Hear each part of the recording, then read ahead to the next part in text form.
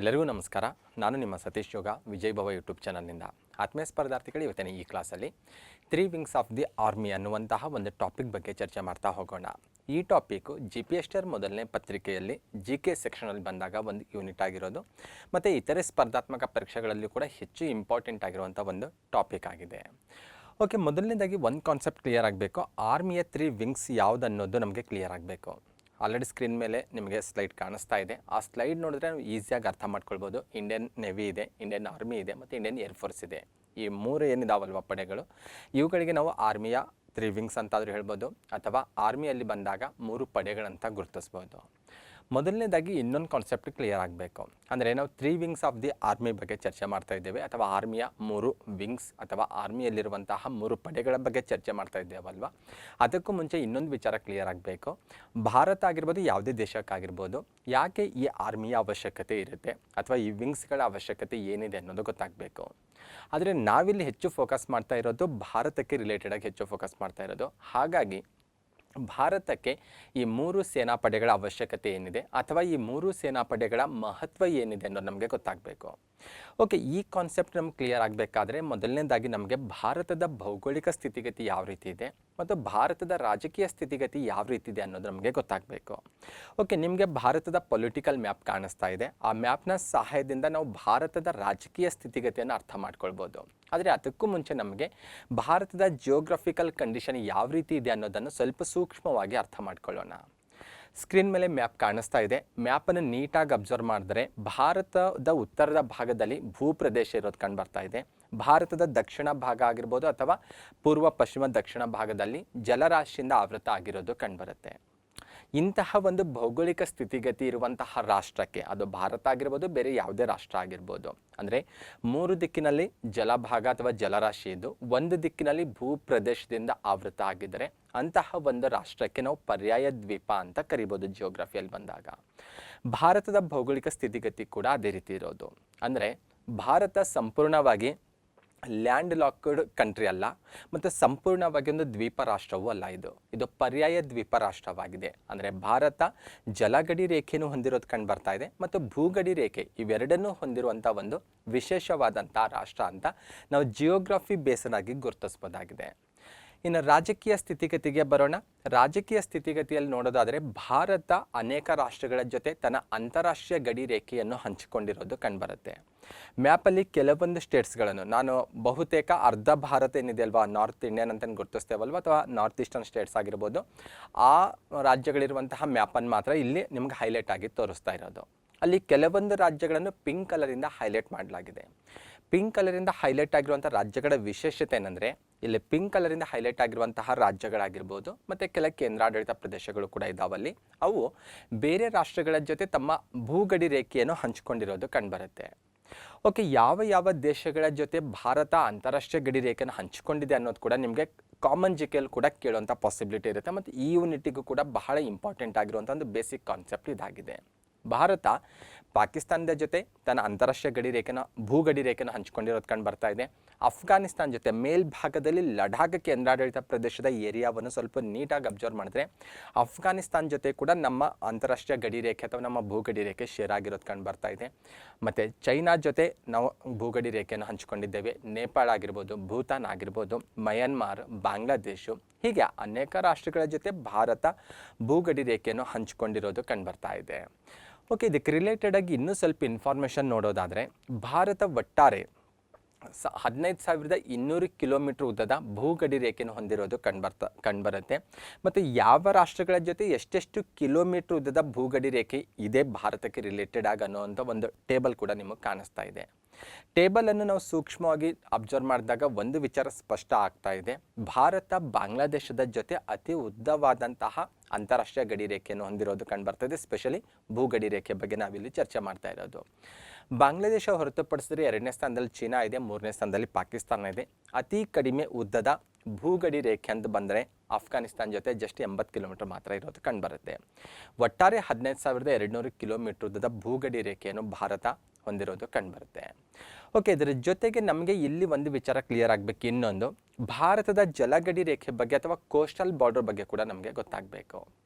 ಭಾರತದ ಆಲ್ರೆಡಿ ಗೊತ್ತು ನಿಮಗೆ, ಭಾರತ ಒಂದು ಪರ್ಯಾಯ ದ್ವೀಪ ರಾಷ್ಟ್ರ ಆಗಿದೆ. ಹಾಗಾಗಿ ಭಾರತ ಕರಾವಳಿ ತೀರವನ್ನು ಕೂಡ ಹೊಂದಿರುವಂಥ ರಾಷ್ಟ್ರ ಅಂತ ನಾವು ಈಸಿಯಾಗಿ ಹೇಳ್ಬೋದು.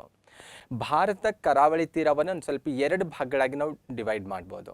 ಅಂದರೆ ಮೇನ್ ಲ್ಯಾಂಡ್, ಭಾರತದ ಮೇನ್ ಲ್ಯಾಂಡ್ ಏನಿದೆ ಅಲ್ವಾ, ಆ ಮೇನ್ ಲ್ಯಾಂಡ್ನ ಕರಾವಳಿ ತೀರ 6100 ಕಿಲೋಮೀಟರ್ ಇರೋದು ಕಂಡುಬರುತ್ತೆ. ಆಲ್ರೆಡಿ ಆ ಮ್ಯಾಪಲ್ಲಿ ರೆಡ್ ಕಲರಿಂದ ಹೈಲೈಟ್ ಆಗಿರುವಂತಹ ಏರಿಯಾ ಕಾಣಿಸ್ತಾ ಇದೆ ಅಲ್ವಾ, ಇದು ಮೇನ್ ಲ್ಯಾಂಡ್ನ ಕರಾವಳಿ ತೀರ ಅಥವಾ ಕೋಸ್ಟಲ್ ಬಾರ್ಡರ್ ಅಂತ ಗುರುತಿಸ್ಬೋದು. 6100 ಕಿಲೋಮೀಟರ್ ಇರೋದು. ಭಾರತದ ಕರಾವಳಿ ತೀರ ಮೇನ್ ಲ್ಯಾಂಡ್ಗಷ್ಟೇ ಸೀಮಿತ ಆಗಿಲ್ಲ, ಭಾರತ ದ್ವೀಪ ಸಮೂಹಗಳನ್ನು ಸಹ ಹೊಂದಿರೋದು ಕಂಡುಬರುತ್ತೆ. ಭಾರತ ಅರಬ್ಬಿ ಸಮುದ್ರದಲ್ಲಿ ಬಂದಾಗ ಲಕ್ಷದ್ವೀಪ ಅನ್ನುವಂಥ ದ್ವೀಪ ಸಮೂಹವನ್ನು ಹೊಂದಿದೆ. ಮತ್ತು ಬೇ ಆಫ್ ಬಂಗಾಳಲ್ಲಿ ಬಂದಾಗ ಅಂಡಮಾನ್ ನಿಕೋಬಾರ್ ಅನ್ನುವಂಥ ದ್ವೀಪ ಸಮೂಹವನ್ನು ಸಹ ಹೊಂದಿದೆ. ಹಾಗಾಗಿ ಒಟ್ಟಾರೆ ಭಾರತ ಭೂಪ್ರದೇಶವನ್ನು ಪರಿಗಣಿಸಿದಾಗ, ಅಂದರೆ ಮೇನ್ಲ್ಯಾಂಡ್ ಅದರ ಜೊತೆಗೆ ದ್ವೀಪ ಪ್ರದೇಶಗಳೇನಿದ್ದಾವಲ್ವ ಅವೆಲ್ಲವನ್ನು ಕೌಂಟ್ ಮಾಡಿದಾಗ ಒಟ್ಟಾರೆ 7516.50 ಕಿಲೋಮೀಟರ್ನಷ್ಟು ಉದ್ದವಾದಂತಹ ಕೋಸ್ಟಲ್ ಬಾರ್ಡರನ್ನು ಭಾರತ ಹೊಂದಿರೋದು ಕಂಡುಬರುತ್ತೆ. ಈ ಕಾರಣಕ್ಕಾಗಿ ಭಾರತವನ್ನು ರಕ್ಷಣೆ ಮಾಡಲಿಕ್ಕೆ ನಮಗೆ ಈ 3 ಸೇನಾಪಡೆಗಳ ಅವಶ್ಯಕತೆ ಅನಿವಾರ್ಯ, ಎರಡನ್ನೂ ನಮಗೆ ಇದೆ ಅಂತ ನಾವು ಗುರುತಿಸ್ಬೋದಾಗಿದೆ. ಇದನ್ನೇ ಈ ಸ್ಲೈಡಲ್ಲಿ ಹೇಳ್ತಾ ಇರೋದು. ನಮ್ಮ ರಾಷ್ಟ್ರದ ರಕ್ಷಣೆಯಲ್ಲಿ ಈ ರಕ್ಷಣಾ ಪಡೆಗಳ ಪಾತ್ರ ಅಪಾರವಾಗಿರೋದು ಕಂಡು ಬರ್ತಾ ಇದೆ. ಸ್ಪೆಷಲಿ ನಾವೇನು ಆರ್ಮಿಯ 3 ವಿಂಗ್ಸ್ಗಳ ಬಗ್ಗೆ ಚರ್ಚೆ ಮಾಡ್ತಾ ಇದ್ದೇವಲ್ವ, ಈ 3 ಪಡೆಗಳು ದೇಶದ ರಕ್ಷಣೆಯಲ್ಲಿ, ಅದು ಭೂಗಡಿಯಿಂದಲೂ ಕೂಡ ನಮ್ಮನ್ನು ರಕ್ಷಣೆ ಮಾಡುತ್ತೆ, ಜಲಗಡಿ ರೇಖೆಯಿಂದಲೂ ಕೂಡ ಭಾರತವನ್ನು ರಕ್ಷಣೆ ಮಾಡುತ್ತೆ ಅಂತ ಹೇಳ್ಬೋದು.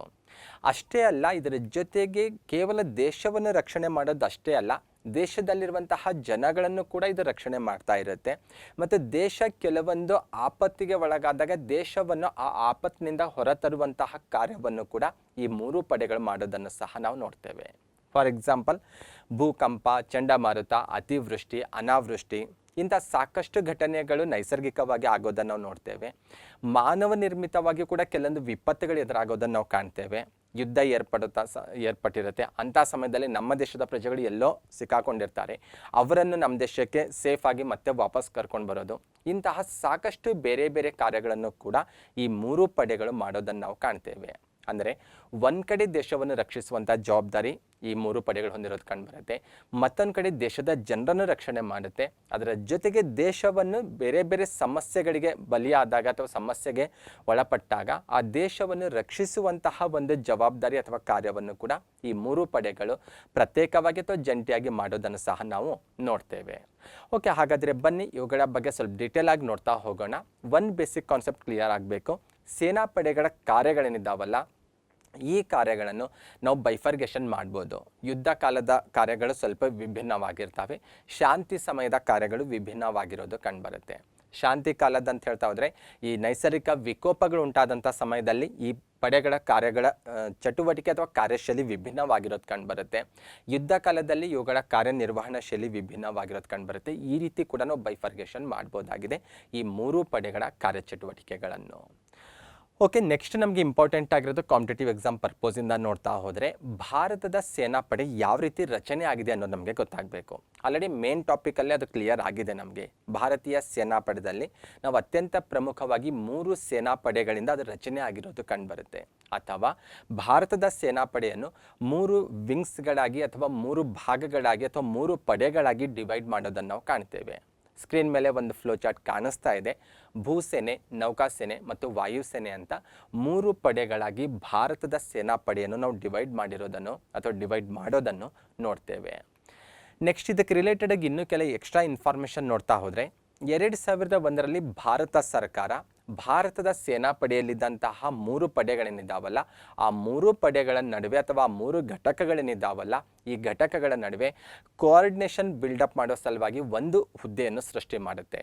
Chief of integrated defence staff ಅನ್ನುವಂಥ ಒಬ್ಬ ಅಧಿಕಾರಿ ಹುದ್ದೆಯನ್ನು ಭಾರತ ಸರ್ಕಾರ 2001ರಲ್ಲಿ ಆ ಹುದ್ದೆಯನ್ನು ಕ್ರಿಯೇಟ್ ಮಾಡುತ್ತೆ. ಓಕೆ, ಆ ಹುದ್ದೆಯಲ್ಲಿರುವವರು ಯಾರು ಅನ್ನೋದು ಕೂಡ ನಿಮಗೆ ಗೊತ್ತಿರಬೇಕು. Present air marshal Balabhadra Radhakrishna ಅವರು ಈ chief of integrated defence staff ಅನ್ನುವಂಥ ಒಂದು ಹುದ್ದೆಯನ್ನು ಅಲಂಕರಿಸಿ ಅವರು ಸೇವೆ ಸಲ್ಲಿಸ್ತಾ ಇದ್ದಾರೆ. 2019ರಲ್ಲಿ ಭಾರತ ಸರ್ಕಾರ ಇನ್ನೂ ಒಂದು ಹೆಜ್ಜೆ ಮುಂದೆ ಹೋಗಿ ಈ chief of integrated defence staff ಅನ್ನುವಂಥ ಹುದ್ದೆ ಏನಿದೆ ಅಲ್ವಾ, ಈ ಹುದ್ದೆಯನ್ನು vice chief of defence staff ಅನ್ನುವಂಥ ಹುದ್ದೆಯಾಗಿ ಕನ್ವರ್ಟ್ ಮಾಡಲಿಕ್ಕೆ ಭಾರತ ಸರ್ಕಾರ ಚಿಂತನೆ ನಡೆಸಿದೆ. ಓಕೆ, ಅದಕ್ಕೆ ರಿಲೇಟೆಡ್ ಆಗಿ ಇನ್ನೂ ಅಪ್ಡೇಟ್ ಆಗಬೇಕು. ಇನ್ನು ಕೆಲವೊಂದು ವಿಚಾರ ಮುಂಬರುವಂಥ ದಿನಗಳಲ್ಲಿ ಪತ್ರಿಕೆಯಲ್ಲಿ ಬರುವಂಥ ಪಾಸಿಬಿಲಿಟಿ ಇರುತ್ತೆ ಅಥವಾ ನ್ಯೂಸಲ್ಲಿ ಪ್ರಸಾರ ಆಗ್ಬೋದು. ಆವಾಗ ಬಂದಾಗ ನೀವು ಅದಕ್ಕೆ ರಿಲೇಟೆಡ್ ಆಗಿ ಇನ್ನೂ ಕೆಲವು ಅಂಶಗಳು ಅಪ್ಡೇಟ್ ಮಾಡ್ಕೊಂಡಿರಬೇಕು. 2019ರಲ್ಲಿ ಭಾರತ ಸರ್ಕಾರ ಇನ್ನೊಂದು ಮಹತ್ವದ ಒಂದು ತೀರ್ಮಾನ ತೆಗೆದುಕೊಳ್ಳುತ್ತೆ ರಕ್ಷಣಾ ವ್ಯವಸ್ಥೆಗೆ ರಿಲೇಟೆಡ್ ಆಗಿ. ಏನು ವಿಶೇಷತೆ ಅಂತ ನೋಡ್ತಾ ಹೋದರೆ 2019ರಲ್ಲಿ ಭಾರತ ಸರ್ಕಾರ ಈ ಭಾರತದ ಸೇನಾಪಡೆಗಳ ವಿಚಾರಕ್ಕೆ ಬಂದಾಗ ಚೀಫ್ ಆಫ್ ಡಿಫೆನ್ಸ್ ಸ್ಟಾಫ್ ಅನ್ನುವಂಥ ಒಂದು ಹುದ್ದೆಯನ್ನು ಸೃಷ್ಟಿ ಮಾಡುತ್ತೆ. ಇದಕ್ಕೆ ಶಾರ್ಟಾಗಿ ಹೇಳೋದಾದ್ರೆ CDS ಅಂತ ಕರೀತಾರೆ. ದೇಶದ ಮೊದಲ CDS ಆಗಿ ಜನರಲ್ ಬಿಪಿನ್ ರಾವತ್ ಅವರು ಸೇವೆ ಸಲ್ಲಿಸಿದ್ದಾರೆ. ಎಕ್ಸಾಮಲ್ಲಿ ಕೇಳುವಂಥ ಪಾಸಿಬಿಲಿಟಿ ಬಹಳ ಇದೆ. ಯಾಕೆಂದರೆ ಬಿಪಿನ್ ರಾವತ್ ಅವರು ಚೀಫ್ ಆಫ್ ಡಿಫೆನ್ಸ್ ಸ್ಟಾಫ್ ಆಗಿ ಅಥವಾ CDS ಹುದ್ದೆಯನ್ನು ಅಲಂಕರಿಸಿದಂತಹ ಮೊದಲ ವ್ಯಕ್ತಿಯಾಗಿದ್ದಾರೆ. ಇತ್ತೀಚೆಗೆ ಅವರು ನಮ್ಮನ್ನು ಅಗಲಿದ್ದಾರೆ. ವಿಮಾನ ದುರ್ಘಟನೆಯಲ್ಲಿ ಅವರು ವೀರಮರಣ ಹೊಂದಿರೋದನ್ನು ಸಹ ನಾವು ನೋಡಿದ್ದೇವೆ. ಹಾಗಾಗಿ ಇವರಿಗೆ ರಿಲೇಟೆಡ್ ಆಗಿ ಕ್ವಶನ್ ಬರುವಂಥ ಪಾಸಿಬಿಲಿಟಿ ಬಹಳ ಇದೆ ಅಂತ ನಾವು ನಿರೀಕ್ಷೆ ಮಾಡ್ಬೋದಾಗಿದೆ. ಓಕೆ, ನೆಕ್ಸ್ಟ್ ಇದಕ್ಕೆ ರಿಲೇಟೆಡ್ ಆಗಿ ಇನ್ನೂ ಕೆಲವೊಂದು ವಿಚಾರ ನೋಡ್ತಾ ಹೋದರೆ ಭಾರತ ಸಂವಿಧಾನದಲ್ಲಿ ಕೂಡ ಈ ಟಾಪಿಕನ್ನು ಚರ್ಚೆ ಮಾಡಿರ್ತೀರಿ. ಏನಂದರೆ ಭಾರತದ ರಾಷ್ಟ್ರಪತಿಗಳು ಭಾರತದ ಸೇನಾಪಡೆಗಳಿಗೆ ಪ್ರಧಾನ ದಂಡನಾಯಕರಾಗಿರ್ತಾರೆ. ಸಾಕಷ್ಟು ಎಕ್ಸಾಮಲ್ಲಿ ಕೇಳಿದ್ದಾರೆ. ಇದು IC ಬೇಸ್ಡ್ ಕೂಡ ಕ್ವಶನ್ ಕೇಳ್ಬೋದು. ಈ ಕೆಳಗಿನವರಲ್ಲಿ ಯಾರು ಭಾರತದ ಸೇನಾಪಡೆಗಳಿಗೆ ಪ್ರಧಾನ ದಂಡನಾಯಕರಾಗಿರ್ತಾರೆ ಅಂತ. ಅಲ್ಲೊಂದು ಇಮೇಜ್ ಕಾಣಿಸ್ತಾ ಇದೆ ನಿಮಗೆ. ಅಲ್ಲಿ ಇಮೇಜ್ನ ಸಾಯಿದೆ ನಾವು ಈಸಿಯಾಗಿ ಅರ್ಥ ಮಾಡ್ಕೊಳ್ಬೋದು. ಈ 3 ಸೇನಾಪಡೆಗಳಂತೆ ನಾವು ಗುರುತಿಸ್ತೇವಲ್ವ, ಈ ಸೇನಾಪಡೆಗಳಿಗೆ ಪ್ರಧಾನ ದಂಡನಾಯಕರಾಗಿ ಅಥವಾ ಮಹಾನ್ ದಂಡನಾಯಕರಾಗಿ ಭಾರತ ರಾಷ್ಟ್ರಪತಿಗಳು ಇರ್ತಾರೆ ಅನ್ನೋದು ಕೂಡ ನಿಮಗೆ ತಿಳಿದಿರಬೇಕು. ಓಕೆ, ನೆಕ್ಸ್ಟ್ ಇನ್ನೂ ಒಂದು ವಿಚಾರ ಕ್ಲಿಯರ್ ಆಗಬೇಕು. ಭಾರತದ ಸೇನಾಪಡೆ ರಚನೆಯಲ್ಲಿ ನಾವು 3 ಪಡೆಗಳನ್ನು ನೋಡ್ತೇವೆ ಅಂತ ಡಿಸ್ಕಷನ್ ಮಾಡ್ತಾ ಇದ್ದೇವೆ. ಈ 3 ಪಡೆಗಳಿಗೂ ಕೂಡ ಒಬ್ಬೊಬ್ಬರು ಮುಖ್ಯಸ್ಥರಿರ್ತಾರೆ.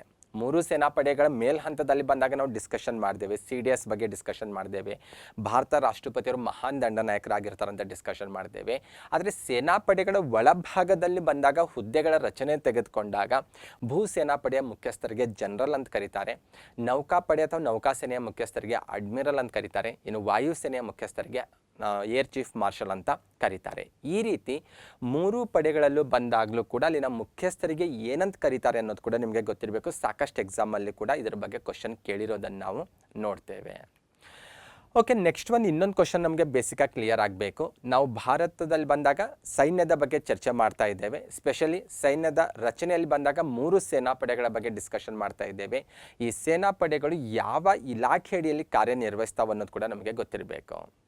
ಸೇನಾಪಡೆಗಳಿಗೆ ರಿಲೇಟೆಡ್ ಆಗಿ ಬಂದಾಗ ಭಾರತ ಸರ್ಕಾರದಲ್ಲಿ ಬಂದಾಗ ಇಲಾಖೆ ಅನ್ನುವಂಥ ವರ್ಡ್ ಕೂಡ ಕೆಲವೊಂದು ಕಡೆಗೆ ಬಳಕೆ ಆಗ್ತಾ ಇರುತ್ತೆ. ಅಂದರೆ ಭಾರತ ಸರ್ಕಾರದಲ್ಲಿ ಬಂದಾಗ ಕೆಲವೊಂದು ಮಂತ್ರಾಲಯಗಳನ್ನು ನೋಡ್ತೇವೆ ನಾವು, ಕೆಲವೊಂದು ಇಲಾಖೆಗಳನ್ನು ಕೂಡ ನೋಡ್ತೇವೆ.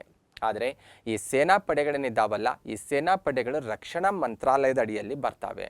ಅಂದರೆ ದ ಮಿನಿಸ್ಟ್ರಿ ಆಫ್ ಡಿಫೆನ್ಸ್ ಅಡಿಯಲ್ಲಿ ಈ ಸೇನಾಪಡೆಗಳು ಇರ್ತಾವೆ ಅನ್ನೋದು ನಿಮಗೆ ತಿಳಿದಿರಬೇಕು. ಮಂತ್ರಾಲಯ ಅನ್ನುವಂಥ ವರ್ಡ್ ಕೂಡ ನಿಮಗೆ ಗೊತ್ತಿರಬೇಕು. ಈ ಸಾರ್ವಜನಿಕ ಆಡಳಿತಕ್ಕೆ ರಿಲೇಟೆಡ್ ಆಗಿ ಹೆಚ್ಚು ಇಂಪಾರ್ಟೆಂಟ್ ಆಗಿರುವಂಥ ಒಂದು ವರ್ಡ್ ಆಗಿದೆ. ಏನಿದು ಮಿನಿಸ್ಟ್ರಿ ಅಂತ ನೋಡ್ತಾ ಹೋದರೆ ಈ 3-4 ಇಲಾಖೆಗಳನ್ನು ಸೇರಿಕೊಂಡು ಅಥವಾ ಕೆಲವೊಮ್ಮೆ 5-6 ಇಲಾಖೆಗಳಾಗಿರ್ಬೋದು, ಈ ಒಂದಕ್ಕಿಂತ ಹೆಚ್ಚು ಇಲಾಖೆಗಳನ್ನು ಸೇರಿಸಿಕೊಂಡು ಮಂತ್ರಾಲಯಗಳನ್ನು ರಚನೆ ಮಾಡಲಾಗುತ್ತೆ. ಫಾರ್ ಎಕ್ಸಾಂಪಲ್, ರಕ್ಷಣಾ ಮಂತ್ರಾಲಯದಲ್ಲಿ 5 ಇಲಾಖೆಗಳಿರೋದು ಕಂಡು ಬರ್ತಾ ಇದೆ ನಮಗೆ.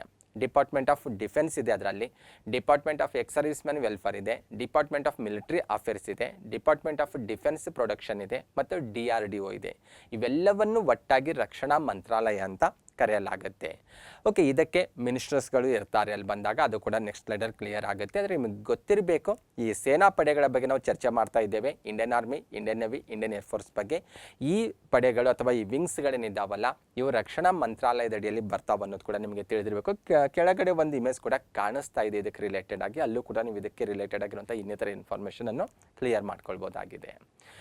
ಆಲ್ರೆಡಿ ಪ್ರೀವಿಯಸ್ ಸ್ಲೈಡಲ್ಲೇ ಹೇಳಿದೆ ನಾನು, ಈ ಮಂತ್ರಾಲಯ ಅಥವಾ ಮಿನಿಸ್ಟ್ರಿ ಅಂತ ಬಂದಾಗ ಅದಕ್ಕೆ ಒಬ್ಬ ಕ್ಯಾಬಿನೆಟ್ ದರ್ಜೆ ಮಂತ್ರಿ ಇರ್ತಾರೆ. ಪ್ರೆಸಿಡೆಂಟ್ ರಾಜನಾಥ್ ಸಿಂಗ್ ಅವರು ಮಿನಿಸ್ಟರ್ ಆಫ್ ಡಿಫೆನ್ಸ್ ಆಗಿ ಕಾರ್ಯನಿರ್ವಹಿಸ್ತಾ ಇದ್ದಾರೆ. ಇದೇ ಮಂತ್ರಾಲಯದಲ್ಲಿ ಬಂದಾಗ ಅಜಯ್ ಭಟ್ ಅವರು ರಾಜ್ಯ ದರ್ಜೆಯ ಸಚಿವರಾಗಿ ಅಥವಾ ಮಂತ್ರಿಗಳಾಗಿ ಕಾರ್ಯನಿರ್ವಹಿಸ್ತಾ ಇದ್ದಾರೆ. ಅವ್ರ ಬಗ್ಗೆ ಕೂಡ ನಿಮಗೆ ಕೇಳುವಂಥ ಪಾಸಿಬಿಲಿಟಿ ಇರುತ್ತೆ. ಓಕೆ, ಈಗ ಬರೋಣ ಭಾರತದ ಸೈನ್ಯದ ರಚನೆಯಲ್ಲಿ ಬಂದಾಗ ಭೂಸೇನಾ ಪಡೆಯ ಬಗ್ಗೆ ಅಥವಾ ಭೂಸೇನೆಯ ಬಗ್ಗೆ ಅಥವಾ ಇಂಡಿಯನ್ ಆರ್ಮಿ ಬಗ್ಗೆ ಚರ್ಚೆ ಮಾಡ್ತಾ ಹೋಗೋಣ. ಯಾವ ರೀತಿ ಇದೆ ಮತ್ತು ಏನು ವಿಶೇಷತೆ ಇದೆ ಅನ್ನೋದು ನಮಗೆ ಇದಕ್ಕೆ ರಿಲೇಟೆಡ್ ಆಗಿ ಗೊತ್ತಾಗಬೇಕು. ಮೊದಲನೇದಾಗಿ ಭಾರತೀಯ ಭೂಸೇನಾ ಪಡೆಯ ಕೇಂದ್ರ ಕಚೇರಿ ಎಲ್ಲಿದೆ ಅನ್ನೋದು ನಮಗೆ ತಿಳಿದಿರಬೇಕು. ಸ್ಲೈಡಲ್ಲಿ ನೋಡಿದ್ರೆ ಫಸ್ಟ್ ಪಾಯಿಂಟಲ್ಲಿ ಅದೇ ನಿಮಗೆ ಕ್ಲಿಯರಾಗಿ ಕಾಣಿಸ್ತಾ ಇದೆ. ಅಲ್ಲೇ ನಿಮಗೆ ದೆಹಲಿಯಲ್ಲಿ ನಾವು ಈ ಭೂಸೇನೆಯ ಪ್ರಧಾನ ಕಚೇರಿ ಇರೋದು ಕಂಡು ಬರ್ತಾ ಇದೆ. ಈ ಭಾರತೀಯ ಭೂಸೇನಾ ಪಡೆ ಅಥವಾ ಇಂಡಿಯನ್ ಆರ್ಮಿಯ ಮೋಟೋ ನೋಡ್ತಾ ಹೋದರೆ ಸೇವಾ ಪರಮೋ ಧರ್ಮ ಅಂತಿರೋದು ಕಂಡು ಬರ್ತಾ ಇದೆ. ಪ್ರತಿ ವರ್ಷ ಜನವರಿ 15 ನಾವು ಆರ್ಮಿ ಡೇ ಅಂತ ಕೂಡ ಆಚರಿಸ್ತೇವೆ. ಬೇಸಿಕ್ ಆಗಿ ನಿಮಗೆ ನೇರವಾದ ಕ್ವಶನ್ ಕೇಳಿದ್ರೆ ಈ ರೀತಿ ಕೇಳುವಂಥ ಪಾಸಿಬಿಲಿಟಿ ಕೂಡ ಇದೆ ಅಂತ ನಾವು ನಿರೀಕ್ಷೆ ಮಾಡ್ಬೋದಾಗಿದೆ. ಇನ್ನು ಭಾರತೀಯ ಭೂಸೇನೆಯಲ್ಲಿ ಬಂದಾಗ 7 ಕಮಾಂಡ್ಗಳಿರೋದು ಕಂಡುಬರುತ್ತೆ. ಅಂದರೆ ಅವರು ತಮ್ಮ ಏರಿಯಾವನ್ನು ಡಿವೈಡ್ ಮಾಡ್ಕೊಂಡಿದ್ದಾರೆ. ಅದಕ್ಕೆ ಪ್ರತಿಯೊಂದು ಕಮಾಂಡ್ಗೂ ಒಂದೊಂದು ಕೇಂದ್ರ ಕಚೇರಿಯನ್ನು ಕೂಡ ಅವರು ಐಡೆಂಟಿಫೈ ಮಾಡಿರೋದು ಕಂಡುಬರುತ್ತೆ. ಅಂದರೆ ಪೂರ್ವ, ಪಶ್ಚಿಮ, ಉತ್ತರ, ದಕ್ಷಿಣ ಕೇಂದ್ರ ಅಂತ, ಮತ್ತು ನೈಋತ್ಯ ಕಮಾಂಡ್ ಮತ್ತು ತರಬೇತಿ ಕಮಾಂಡ್ ಅಂತ ಈ ರೀತಿ 7 ಕಮಾಂಡ್ಗಳಿರೋದು ಕಂಡುಬರುತ್ತೆ. ಎಕ್ಸಾಮಲ್ಲಿ ಕೇಳ್ಬೋದು ನಿಮಗೆ ಭಾರತೀಯ ಭೂಸೇನೆಯಲ್ಲಿರುವಂಥ ಒಟ್ಟು ಕಮಾಂಡ್ಗಳ ಸಂಖ್ಯೆ ಎಷ್ಟು ಅಂತ ಕೇಳ್ಬೋದು. ಅಷ್ಟೇ ಅಲ್ಲ, ಈ ಕಮಾಂಡ್ಗಳ ಕೇಂದ್ರ ಕಚೇರಿ ಕೂಡ ನಿಮಗೆ ಕೇಳ್ಬೋದು, ಅಥವಾ ಈ ಕಮಾಂಡ್ಗಳ ಕೇಂದ್ರ ಕಚೇರಿಯನ್ನು ನಿಮಗೆ ಹೊಂದಿಸಿ ಬರೆಯಿರಿ ರೂಪದಲ್ಲಿ ಕೂಡ ಕೇಳುವಂಥ ಪಾಸಿಬಿಲಿಟಿ ಇರುತ್ತೆ. ಈ ಮ್ಯಾಪ್ನ ಸಹಾಯದಿಂದ ನಾವು ಈಸಿಯಾಗಿ ಅರ್ಥ ಮಾಡ್ಕೊಳ್ಬೋದು. ನಾವು ಇಂಡಿಯನ್ ಆರ್ಮಿಯಲ್ಲಿರುವಂಥ 7 ಕಮಾಂಡ್ಗಳು ಯಾವುದು, ಅವುಗಳ ಕೇಂದ್ರ ಕಚೇರಿ ಎಲ್ಲಿದೆ ಅನ್ನೋದನ್ನು ನೀವು ಆ ಮ್ಯಾಪನ್ನು ಸೂಕ್ಷ್ಮವಾಗಿ ಅಬ್ಸರ್ವ್ ಮಾಡಿದ್ರೆ ಕಾಣಿಸ್ತವೆ. ಅಥವಾ ಈ ಸ್ಲೈಡಲ್ಲಿ ಇನ್ನೂ ಕ್ಲಾರಿಟಿ ಸಿಗುತ್ತೆ ನಿಮಗೆ. ಮ್ಯಾಪನ್ನು ಸ್ವಲ್ಪ ಜೂಮ್ ಮಾಡಿ ನೋಡಿದಾಗ ಇನ್ನೂ ಕ್ಲಿಯರಾಗಿ ಕಾಣಿಸ್ತಾ ಇರುತ್ತೆ. ಅಲ್ಲಿ ನಮ್ಮ ನೋಡಿದಾಗ ಈಸ್ಟರ್ನ್ ಕಮಾಂಡ್ ಏನಿದೆ ಅಲ್ವಾ, ಅದಕ್ಕೆ ಕಲ್ಕತ್ತಾ ಕೇಂದ್ರ ಕಚೇರಿ ಆಗಿರೋದು ಕಂಡು ಬರ್ತಾ ಇದೆ. ಇನ್ನು ವೆಸ್ಟರ್ನ್ ಕಮಾಂಡ್ನ ಕೇಂದ್ರ ಕಚೇರಿ ಚಾಂದಿ ಮಂದಿರ್ ಇರೋದು ಕಂಡು ಬರ್ತಾ ಇದೆ. ಇನ್ನು ನದರ್ನ್ ಕಮಾಂಡ್ನ ಕೇಂದ್ರ ಕಚೇರಿ ಉಧಂಪುರಲ್ಲಿರೋದು ಕಂಡು ಬರುತ್ತೆ. ಇನ್ನು ಸದರ್ನ್ ಕಮಾಂಡ್ನ ಕೇಂದ್ರ ಕಚೇರಿ ಪುಣೆಯಲ್ಲಿರೋದು ಕಂಡು ಬರುತ್ತೆ. ಸೆಂಟ್ರಲ್ ಕಮಾಂಡ್ನ ಕೇಂದ್ರ ಕಚೇರಿ ಲಕ್ನೋದಲ್ಲಿದೆ. ಇನ್ನು ಜೊತೆಗೆ ಸೌತ್ ವೆಸ್ಟರ್ನ್ ಕಮಾಂಡ್ನ ಕೇಂದ್ರ ಕಚೇರಿ ಜೈಪುರಲ್ಲಿರೋದು ಕಂಡು ಬರುತ್ತೆ.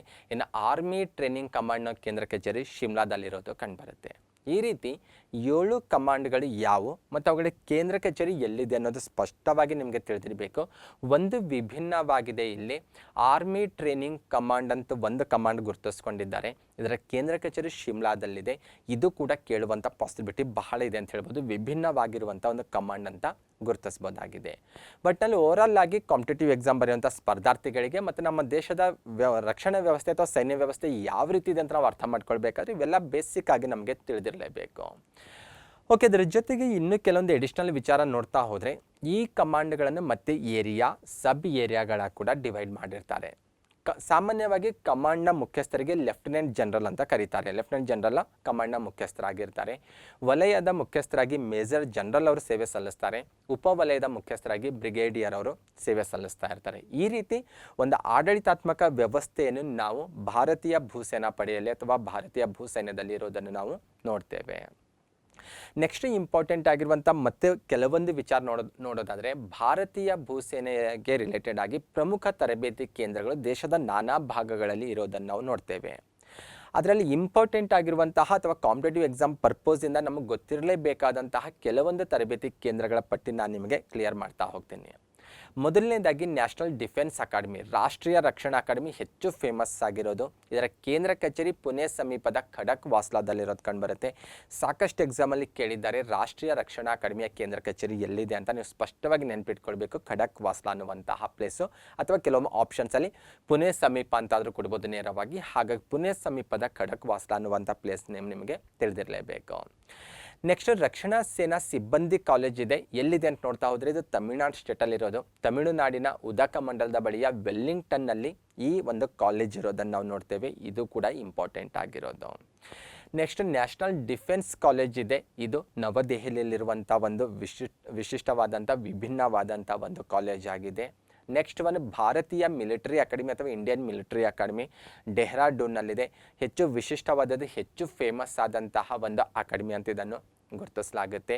ಅಷ್ಟೇ ಅಲ್ಲ, ಚೆನ್ನೈನಲ್ಲಿ ಅಧಿಕಾರಿಗಳ ತರಬೇತಿ ಶಾಲೆ ಇದೆ. ಅದಕ್ಕೆ ರಿಲೇಟೆಡ್ ಆಗಿ ಇಮೇಜ್ಗಳು ಕೂಡ ನೀವು ನೋಡ್ಬೋದಾಗಿದೆ. ಈ ರೀತಿ ದೇಶದ ನಾನಾ ಭಾಗದಲ್ಲಿ ಸಾಕಷ್ಟು ತರಬೇತಿಗೆ ರಿಲೇಟೆಡ್ ಆಗಿ ಅಕಾಡೆಮಿಗಳು, ಶಾಲೆಗಳು, ಇನ್ಸ್ಟಿಟ್ಯೂಟ್ಸ್ಗಳು ಇರೋದನ್ನು ನಾವು ನೋಡ್ತೇವೆ. ಅದರಲ್ಲಿ ಕೆಲವೊಂದು ವೆರಿ ಇಂಪಾರ್ಟೆಂಟ್ ಕಾಂಪಿಟೇಟಿವ್ ಎಕ್ಸಾಮಿಂದ ಇರುವಂಥವು ನಾನು ಇಲ್ಲಿ ನಿಮಗೆ ಪರಿಚಯಿಸ್ತಾ ಇರೋದು. ನೆಕ್ಸ್ಟ್ ಇನ್ನೂ ಒಂದು ವಿಚಾರ ಕ್ಲಿಯರ್ ಆಗಬೇಕು. ಮತ್ತು ನೀವು ಸೈನ್ಸ್ ಆ್ಯಂಡ್ ಟೆಕ್ಕಲ್ಲಿ ಓದುವಂಥ ಕೆಲವೊಂದು ವಿಚಾರಗಳು ಕೂಡ ನೀವು ಭಾರತೀಯ ಸೈನ್ಯಕ್ಕೆ ರಿಲೇಟೆಡ್ ಆಗಿ ಲಿಂಕ್ ಮಾಡ್ತಾ ಹೋಗಬೇಕು. ಓಕೆ, ಭಾರತೀಯ ಭೂಸೇನಾ ಪಡೆಯಲ್ಲಿ ಬಂದಾಗ ಅನೇಕ ಯುದ್ಧ ಟ್ಯಾಂಕರ್ಗಳನ್ನು ಇದು ಕಾರ್ಯನಿರ್ವಹಿಸೋದನ್ನು ನಾವು ಕಾಣ್ತೇವೆ. ಸ್ಪೆಷಲಿ ಅರ್ಜುನ ಕೇಳಿರ್ಬೋದು, ಹೆಚ್ಚು ಫೇಮಸ್ ಆದಂಥ ಯುದ್ಧ ಟ್ಯಾಂಕರ್ ಆಗಿದೆ. T-90S ಅಥವಾ ಭೀಷ್ಮ ಅಂತ ಹೇಳ್ತೇವೆ, ಇದು ಕೂಡ ಹೆಚ್ಚು ಫೇಮಸ್ ಆದಂಥ ಯುದ್ಧ ಟ್ಯಾಂಕರ್ ಆಗಿದೆ. ಈ ರೀತಿ ಸಾಕಷ್ಟು ಯುದ್ಧ ಟ್ಯಾಂಕರ್ಗಳು ಇಂಡಿಯನ್ ಆರ್ಮಿಯಲ್ಲಿ ಬಂದಾಗ ಕಾರ್ಯನಿರ್ವಹಿಸ್ತಾ ಇದ್ದಾವೆ. ಹಾಗಾಗಿ ಅವುಗಳ ಬಗ್ಗೆ ಕೂಡ ಗೊತ್ತಿರಬೇಕು. ನಾನಿಲ್ಲಿ ಎಲ್ಲ ಯುದ್ಧ ಟ್ಯಾಂಕರ್ಗಳ ಬಗ್ಗೆ ಡಿಸ್ಕಷನ್ ಮಾಡ್ತಾ ಇಲ್ಲ, ಯಾಕಂದರೆ ಸೈನ್ಸ್ ಆ್ಯಂಡ್ ಟೆಕ್ಕಲ್ಲಿ ಬಂದಾಗ ಡಿಸ್ಕಷನ್ ಮಾಡೋಣ. ಆಲ್ರೆಡಿ ನೀವು ಸೈನ್ಸ್ ಆ್ಯಂಡ್ ಟೆಕ್ ಅಭ್ಯಾಸ ಮಾಡಿದ್ರಂದರೆ ಅದನ್ನು ಕೂಡ ನೀವು ಇಲ್ಲಿ ಲಿಂಕ್ ಮಾಡ್ತಾ ಹೋಗ್ಬೋದಾಗಿದೆ. ಈ ಕಾನ್ಸೆಪ್ಟ್ ಕ್ಲಿಯರ್ ಮಾಡಲಿಕ್ಕೆ ನಾನು ಒಂದು ಉದಾಹರಣೆಯನ್ನು ನಿಮಗೆ ಇಲ್ಲಿ ನೀಡ್ತಾ ಇರೋದು. ನೆಕ್ಸ್ಟ್, ಇಂಡಿಯನ್ ಆರ್ಮಿ ಅಂತ ಬಂದಾಗ ಅಥವಾ ಭಾರತೀಯ ಭೂಸೇನಾ ಪಡೆಯಲ್ಲಿ ಬಂದಾಗ ನಮಗೆ ಅಲ್ಲಿರುವಂಥ ಕಮಾಂಡರ್ಸ್ ಬಗ್ಗೆ ತಿಳಿದಿರಬೇಕು. ಅಂದರೆ ಅಲ್ಲಿ ಯಾವ ಅಧಿಕಾರಿಗಳು ಯಾವ ಹಂತದಲ್ಲಿ ಇರ್ತಾರೆ ಅನ್ನೋದು ತಿಳಿದಿರಬೇಕು. ಓಕೆ, ಒಂದು ಚಾರ್ಟ್ ಕಾಣಿಸ್ತಾ ಇದೆ ನಿಮಗೆ. ಎಲ್ಲಕ್ಕಿಂತ ಮೇಲ್ಭಾಗದಲ್ಲಿ ಬಂದಾಗ ಕಮಾಂಡರ್ ಇನ್ ಚೀಫ್ ಅಂತ ಇರ್ತಾರೆ. ಯಾರು ಇರ್ತಾರೆ ಕಮಾಂಡರ್ ಇನ್ ಚೀಫ್ ಅಂತ ನೋಡ್ತಾ ಹೋದರೆ, ಯಾರು ಭಾರತದ ರಾಷ್ಟ್ರಪತಿ ಇರ್ತಾರಲ್ವ ಅವರು ಕಮಾಂಡರ್ ಇನ್ ಚೀಫ್ ಆಗಿ ಕಾರ್ಯನಿರ್ವಹಿಸ್ತಾರೆ. ಆಲ್ರೆಡಿ ನಿಮಗೂ ಕೂಡ ಸ್ಟಾರ್ಟಿಂಗಲ್ಲಿ ಒಂದು ಸ್ಲೈಡಲ್ಲಿ ನಾನು ಇದನ್ನು ಕ್ಲಿಯರ್ ಮಾಡಿದ್ದೀನಿ. ನೆಕ್ಸ್ಟ್, ಅವರ ಕೆಳ ಹಂತದಲ್ಲಿ ಬಂದಾಗ ಚೀಫ್ ಆಫ್ ಡಿಫೆನ್ಸ್ ಸ್ಟಾಫ್ ಇರ್ತಾರೆ. ಇದನ್ನೇ ನಾವು CDS ಅಂತ ಶಾರ್ಟಾಗಿ ಕರಿಬೋದು. ಅಂದರೆ ಅವರ ಕೆಳ ಹಂತದಲ್ಲಿ ಬಂದಾಗ ಕಮಾಂಡರ್ ಇನ್ ಚೀಫ್ ಅವರ ಕೆಳ ಹಂತದಲ್ಲಿ ಬಂದಾಗ CDS ಇರ್ತಾರೆ. ಪ್ರೆಸೆಂಟ್ CDS ಪ್ಲೇಸ್ ಏನಿದೆಲ್ವಾ, ಹುದ್ದೆ ಏನಿದೆಲ್ವಾ, ಅದು ಖಾಲಿ ಇದೆ. ಹಾಗಾಗಿ ಅದನ್ನು ವೆಕೆಂಟ್ ಅಂತ ಹೇಳಿದ್ದಾರೆ. ನೀವು ಎಕ್ಸಾಮ್ಗೆ ಹೋಗುವಂಥ ಮೂಮೆಂಟಲ್ಲಿ ಬಂದಾಗ ಕರೆಂಟ್ ಅಫೇರ್ಸಲ್ಲಿ ನೀವು ಅಪ್ಡೇಟ್ ಆಗ್ತಾ ಇರಬೇಕು.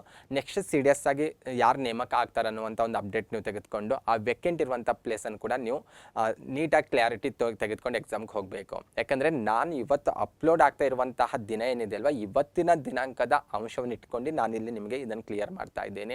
ಆದರೆ ಇದು ಸರ್ವಕಾಲಕ್ಕೂ ವೆಕೆಂಟ್ ಅನ್ನುವಂಥ ತೀರ್ಮಾನಕ್ಕೆ ಬರಬಾರ್ದು.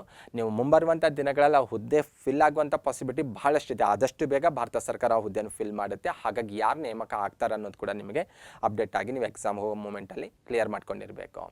ನೆಕ್ಸ್ಟ್, ಮೂರನೇ ಹಂತದಲ್ಲಿ ಬಂದಾಗ chairman of the chiefs of staff committee ಅಂತ ಹೇಳೋದು, CCSC ಅಂತ ಹೇಳೋದು, ಇದು ಮೂರನೇ ಹಂತದಲ್ಲಿರುವಂಥ ಹುದ್ದೆ ಅಂತ ಹೇಳ್ಬೋದು. ಜನರಲ್ ಮನೋಜ್ ಮುಕುಂದ್ ನರ್ವಾನೆ ಅವರು ಪ್ರೆಸೆಂಟ್ ಆ ಹುದ್ದೆಯಲ್ಲಿದ್ದಾರೆ ಅನ್ನೋದು ತಿಳಿದಿರಬೇಕು. ನೆಕ್ಸ್ಟ್, ಒಂದು ರೆಡ್ ಲೈನ್ ಕಾಣಿಸ್ತಾ ಇದೆ ನಿಮಗೆ. ರೆಡ್ ಲೈನ್ನ ಕೆಳಭಾಗದಲ್ಲಿ ಬಂದಾಗ ಪ್ಯೂರ್ಲಿ ಅದು ಭೂಸೇನಾ ಪಡೆಗೆ ರಿಲೇಟೆಡ್ ಆಗಿರುವಂಥ ಹುದ್ದೆಗಳಂತ ಹೇಳೋದು. ಈ ರೆಡ್ ಲೈನ್ನ ಮೇಲ್ಭಾಗದಲ್ಲಿರುವಂಥ ಹುದ್ದೆಗಳಿದ್ದಾವಲ್ಲ, ಇವು 3 ವಿಂಗ್ಸ್ಗಳಿಗೆ ರಿಲೇಟೆಡ್ ಆಗಿ ಮೇಲ್ಭಾಗದಲ್ಲಿರುವಂಥ ಹುದ್ದೆಗಳಾಗಿರ್ತವೆ. ಹಾಗಾಗಿ ನಾನು ಸ್ವಲ್ಪ ಬೈಫರ್ಗೇಷನ್ ಮಾಡ್ತಾ ಹೋಗಿದ್ದೇನೆ. ಇಲ್ಲಿ ರೆಡ್ ಲೈನಿಂದ ಕೆಳಭಾಗದಲ್ಲಿರುವಂಥ ಹುದ್ದೆಗಳು ಪ್ಯೂರ್ಲಿ ಭೂಸೇನಾ ಪಡೆಗೆ ರಿಲೇಟೆಡ್ ಆಗಿರುವಂಥ ಹುದ್ದೆಗಳಂತ ಗುರುತಿಸೋದು. ಓಕೆ, ಅದನ್ನು ಇನ್ನೊಂದು ಬೇರೆ ಚಾರ್ಟಲ್ಲಿ ಬೇಕಾದರೆ ಕ್ಲಾರಿಟಿ ತೆಗೆದುಕೊಳ್ಳೋಣ ಅಥವಾ ಕ್ಲಿಯರ್ ಮಾಡ್ಕೊಳ್ಳೋಣ. ಭಾರತೀಯ ಭೂಸೇನಾ ಪಡೆಯಲ್ಲಿ ಬಂದಾಗ ನಾವು ಆ ಭೂಸೇನಾ ಪಡೆಗೆ ಮಾತ್ರ ಲಿಮಿಟ್ ಆಗಿ ನಾವು ನೋಡ್ತಾ ಹೋದರೆ, ಎಲ್ಲಕ್ಕಿಂತ ಉನ್ನತ ಹುದ್ದೆ ಆ ಪಡೆಯಲ್ಲಿ ಬಂದಾಗ chief of the army staff ಅಂತ ಗುರುತಿಸ್ತೇವೆ. ಪ್ರೆಸೆಂಟ್ ಯಾರಿದ್ದಾರೆ ಅಂತ ನೋಡ್ತಾ ಹೋದರೆ ಜನರಲ್ ಮನೋಜ್ ಮುಕುಂದ್ ನರ್ವಾನೆ ಅವರು present chief of the army staff ಆಗಿ ಅವರು ವರ್ಕ್ ಮಾಡ್ತಾ ಇದ್ದಾರೆ. ಅವರ ಕೆಳ ಹಂತದಲ್ಲಿ ಬಂದಾಗ ಎರಡನೇ ಹುದ್ದೆ ಇರೋದು vice chief of army staff ಅಂತಿರೋದು. ಪ್ರೆಸೆಂಟ್ ಮನೋಜ್ ಪಾಂಡೆ ಅವರು ಸೇವೆ ಸಲ್ಲಿಸ್ತಾ ಇದ್ದಾರೆ. ರಿಮೈನಿಂಗ್ ಇನ್ನೂ ಕೆಲ ಅಧಿಕಾರಿಗಳ ಹುದ್ದೆ ಮತ್ತು ಅವರ ಹೆಸರು ಕೂಡ ನಿಮಗೆ ಸ್ಕ್ರೀನ್ ಮೇಲೆ ಕಾಣಿಸ್ತಾ ಇದೆ. ಅವಶ್ಯಕತೆ ಇದ್ದರೆ ನೀವು ಅದನ್ನು ನೋಟ್ ಮಾಡ್ಕೊಳ್ಬೋದು. ಆದರೆ ನನ್ನ ಪ್ರಕಾರ ಮೊದಲ 2 ಹುದ್ದೆಗಳು ಬಹಳ ಇಂಪಾರ್ಟೆಂಟ್ ಅಂತ ನಾನು ಗುರುತಿಸ್ತಾ ಇರೋದು. ಓಕೆ, ಪ್ರೆಸೆಂಟ್ ಯಾರಿದ್ದಾರೆ chief of the army staff ಅನ್ನೋದು ಆಲ್ರೆಡಿ ಪ್ರೀವಿಯಸ್ ಸ್ಲೈಡಲ್ಲೇ ಕ್ಲಿಯರ್ ಆಗಿದೆ. ಜನರಲ್ ಮೇಜರ್ ಮುಕುಂದ್ ನರ್ವಾನೆ ಅವರು present chief of the army staff ಆಗಿ ಅವರು ಸೇವೆ ಸಲ್ಲಿಸ್ತಾ ಇದ್ದಾರೆ. ಇವತ್ತು ಕ್ಲಾಸ್ ಅಪ್ಲೋಡ್ ಆಗ್ತಾ ಇರುವಂಥ ಇವತ್ತಿನ ದಿನಾಂಕದ ವಿಚಾರವನ್ನು ಇಟ್ಕೊಂಡು ನಾನು ಹೇಳ್ತಾ ಇರೋದು. ಆದರೆ ಆದಷ್ಟು ಬೇಗ ಈ ಹುದ್ದೆಗೆ ಬೇರೆಯವ್ರ ನೇಮಕ ಆಗುವಂಥ ಪಾಸಿಬಿಲಿಟಿ ಇದೆ. ಮತ್ತು ಇವರು ಅಂದರೆ ಜನರಲ್ ಮನೋಜ್ ಮುಕುಂದ್ ನರ್ವಾನೆ ಅವರು ಏನಿದ್ದಾರಲ್ವ, ಇವರು ಆದಷ್ಟು ಬೇಗ ಇವರು CDS ಹುದ್ದೆಗೆ ನೇಮಕ ಆಗುವಂಥ ಬಹುತೇಕ ಸಾಧ್ಯತೆ ಇದೆ. ಆದರೆ ನೀವು ಆ ನೇಮಕಾತಿ ಕ್ಲಾರಿಟಿ ಬಂದಾಗ ಅಥವಾ ಸಂಪೂರ್ಣವಾಗಿ ಕ್ಲಿಯರ್ ಆದಾಗ CDS ಹುದ್ದೆಯಲ್ಲಿ ನೀವು ಇವರ ಹೆಸರನ್ನು ನೋಟ್ ಮಾಡ್ಕೊಳ್ಬೋದಾಗಿದೆ. ಆದರೆ ಪ್ರೆಸೆಂಟ್ ಇವತ್ತಿನ ದಿನಾಂಕವನ್ನು ನಾನು ತೆಗೆದುಕೊಂಡಾಗ ಅದು ವೇಕೆಂಟ್ ಆಗಿದೆ. ಓಕೆ, ಆಲ್ರೆಡಿ ಹೇಳಿದೆ ನಾನು ಮನೋಜ್ ಪಾಂಡೆ ಅವ್ರ ಬಗ್ಗೆ ಕೂಡ ಡಿಸ್ಕಷನ್ ಮಾಡಿದ್ದೇವೆ ಪ್ರೀವಿಯಸ್ 1-2 ಸ್ಲೈಡಲ್ಲಿ ಹಿಂದೆ ಹೋದಾಗ. ಪ್ರೆಸೆಂಟ್ ಅವರು vice chief of the army staff ಹುದ್ದೆಯಲ್ಲಿ ಸೇವೆ ಸಲ್ಲಿಸ್ತಾ ಇದ್ದಾರೆ. ಆದರೆ ಇವರು 2022 ಮೇ 1ನೇ ತಾರೀಕು ಅಂದರೆ ಇನ್ನೇನೊಂದು 3-4 ದಿನಗಳನ್ನು ಕಳೆದರೆ ಮೇ 1ನೇ ತಾರೀಕಿನಂದು ಇವರು ಮುಖ್ಯ ಹುದ್ದೆಯಲ್ಲಿ ಬಂದಾಗ ಅಂದರೆ chief of the army staff ಹುದ್ದೆಯನ್ನು ಅಲಂಕರಿಸಲಿದ್ದಾರೆ ಅನ್ನೋ ವಿಚಾರ ಕೂಡ ನೀವು ತಿಳ್ಕೊಂಡಿರಬೇಕು. ಮತ್ತು ಮೇ 1ನೇ ತಾರೀಕಿನ ನ್ಯೂಸು ಅಥವಾ ನ್ಯೂಸ್ ಪೇಪರ್ ಎಲ್ಲ ನೋಡ್ಕೊಳ್ಳೋ ಮೂಲಕ ಇನ್ನೂ ಸ್ವಲ್ಪ ಕ್ಲಾರಿಟಿ ತೆಗೆದುಕೊಳ್ಬೋದು ಏನಾಗಿದೆ ಈ ಹುದ್ದೆಗಳ ನೇಮಕಾತಿಯಲ್ಲಿ ಬಂದಾಗ ಅಂತ. Next one K M Kariyappa ಅವರ ಬಗ್ಗೆ ಕೂಡ ಕೆಲ ವಿಚಾರ ನಿಮಗೆ ತಿಳಿದಿರಬೇಕು. ಮೂಲತಃ ಕರ್ನಾಟಕದವರು, ಕೊಡಗು ಜಿಲ್ಲೆಯವರು. ಹಾಗಾಗಿ ಇವ್ರ ಬಗ್ಗೆ ಒಂದು ವಿಚಾರ ಕ್ಲಿಯರ್ ಆಗಿ ತಿಳಿದಿರಬೇಕು.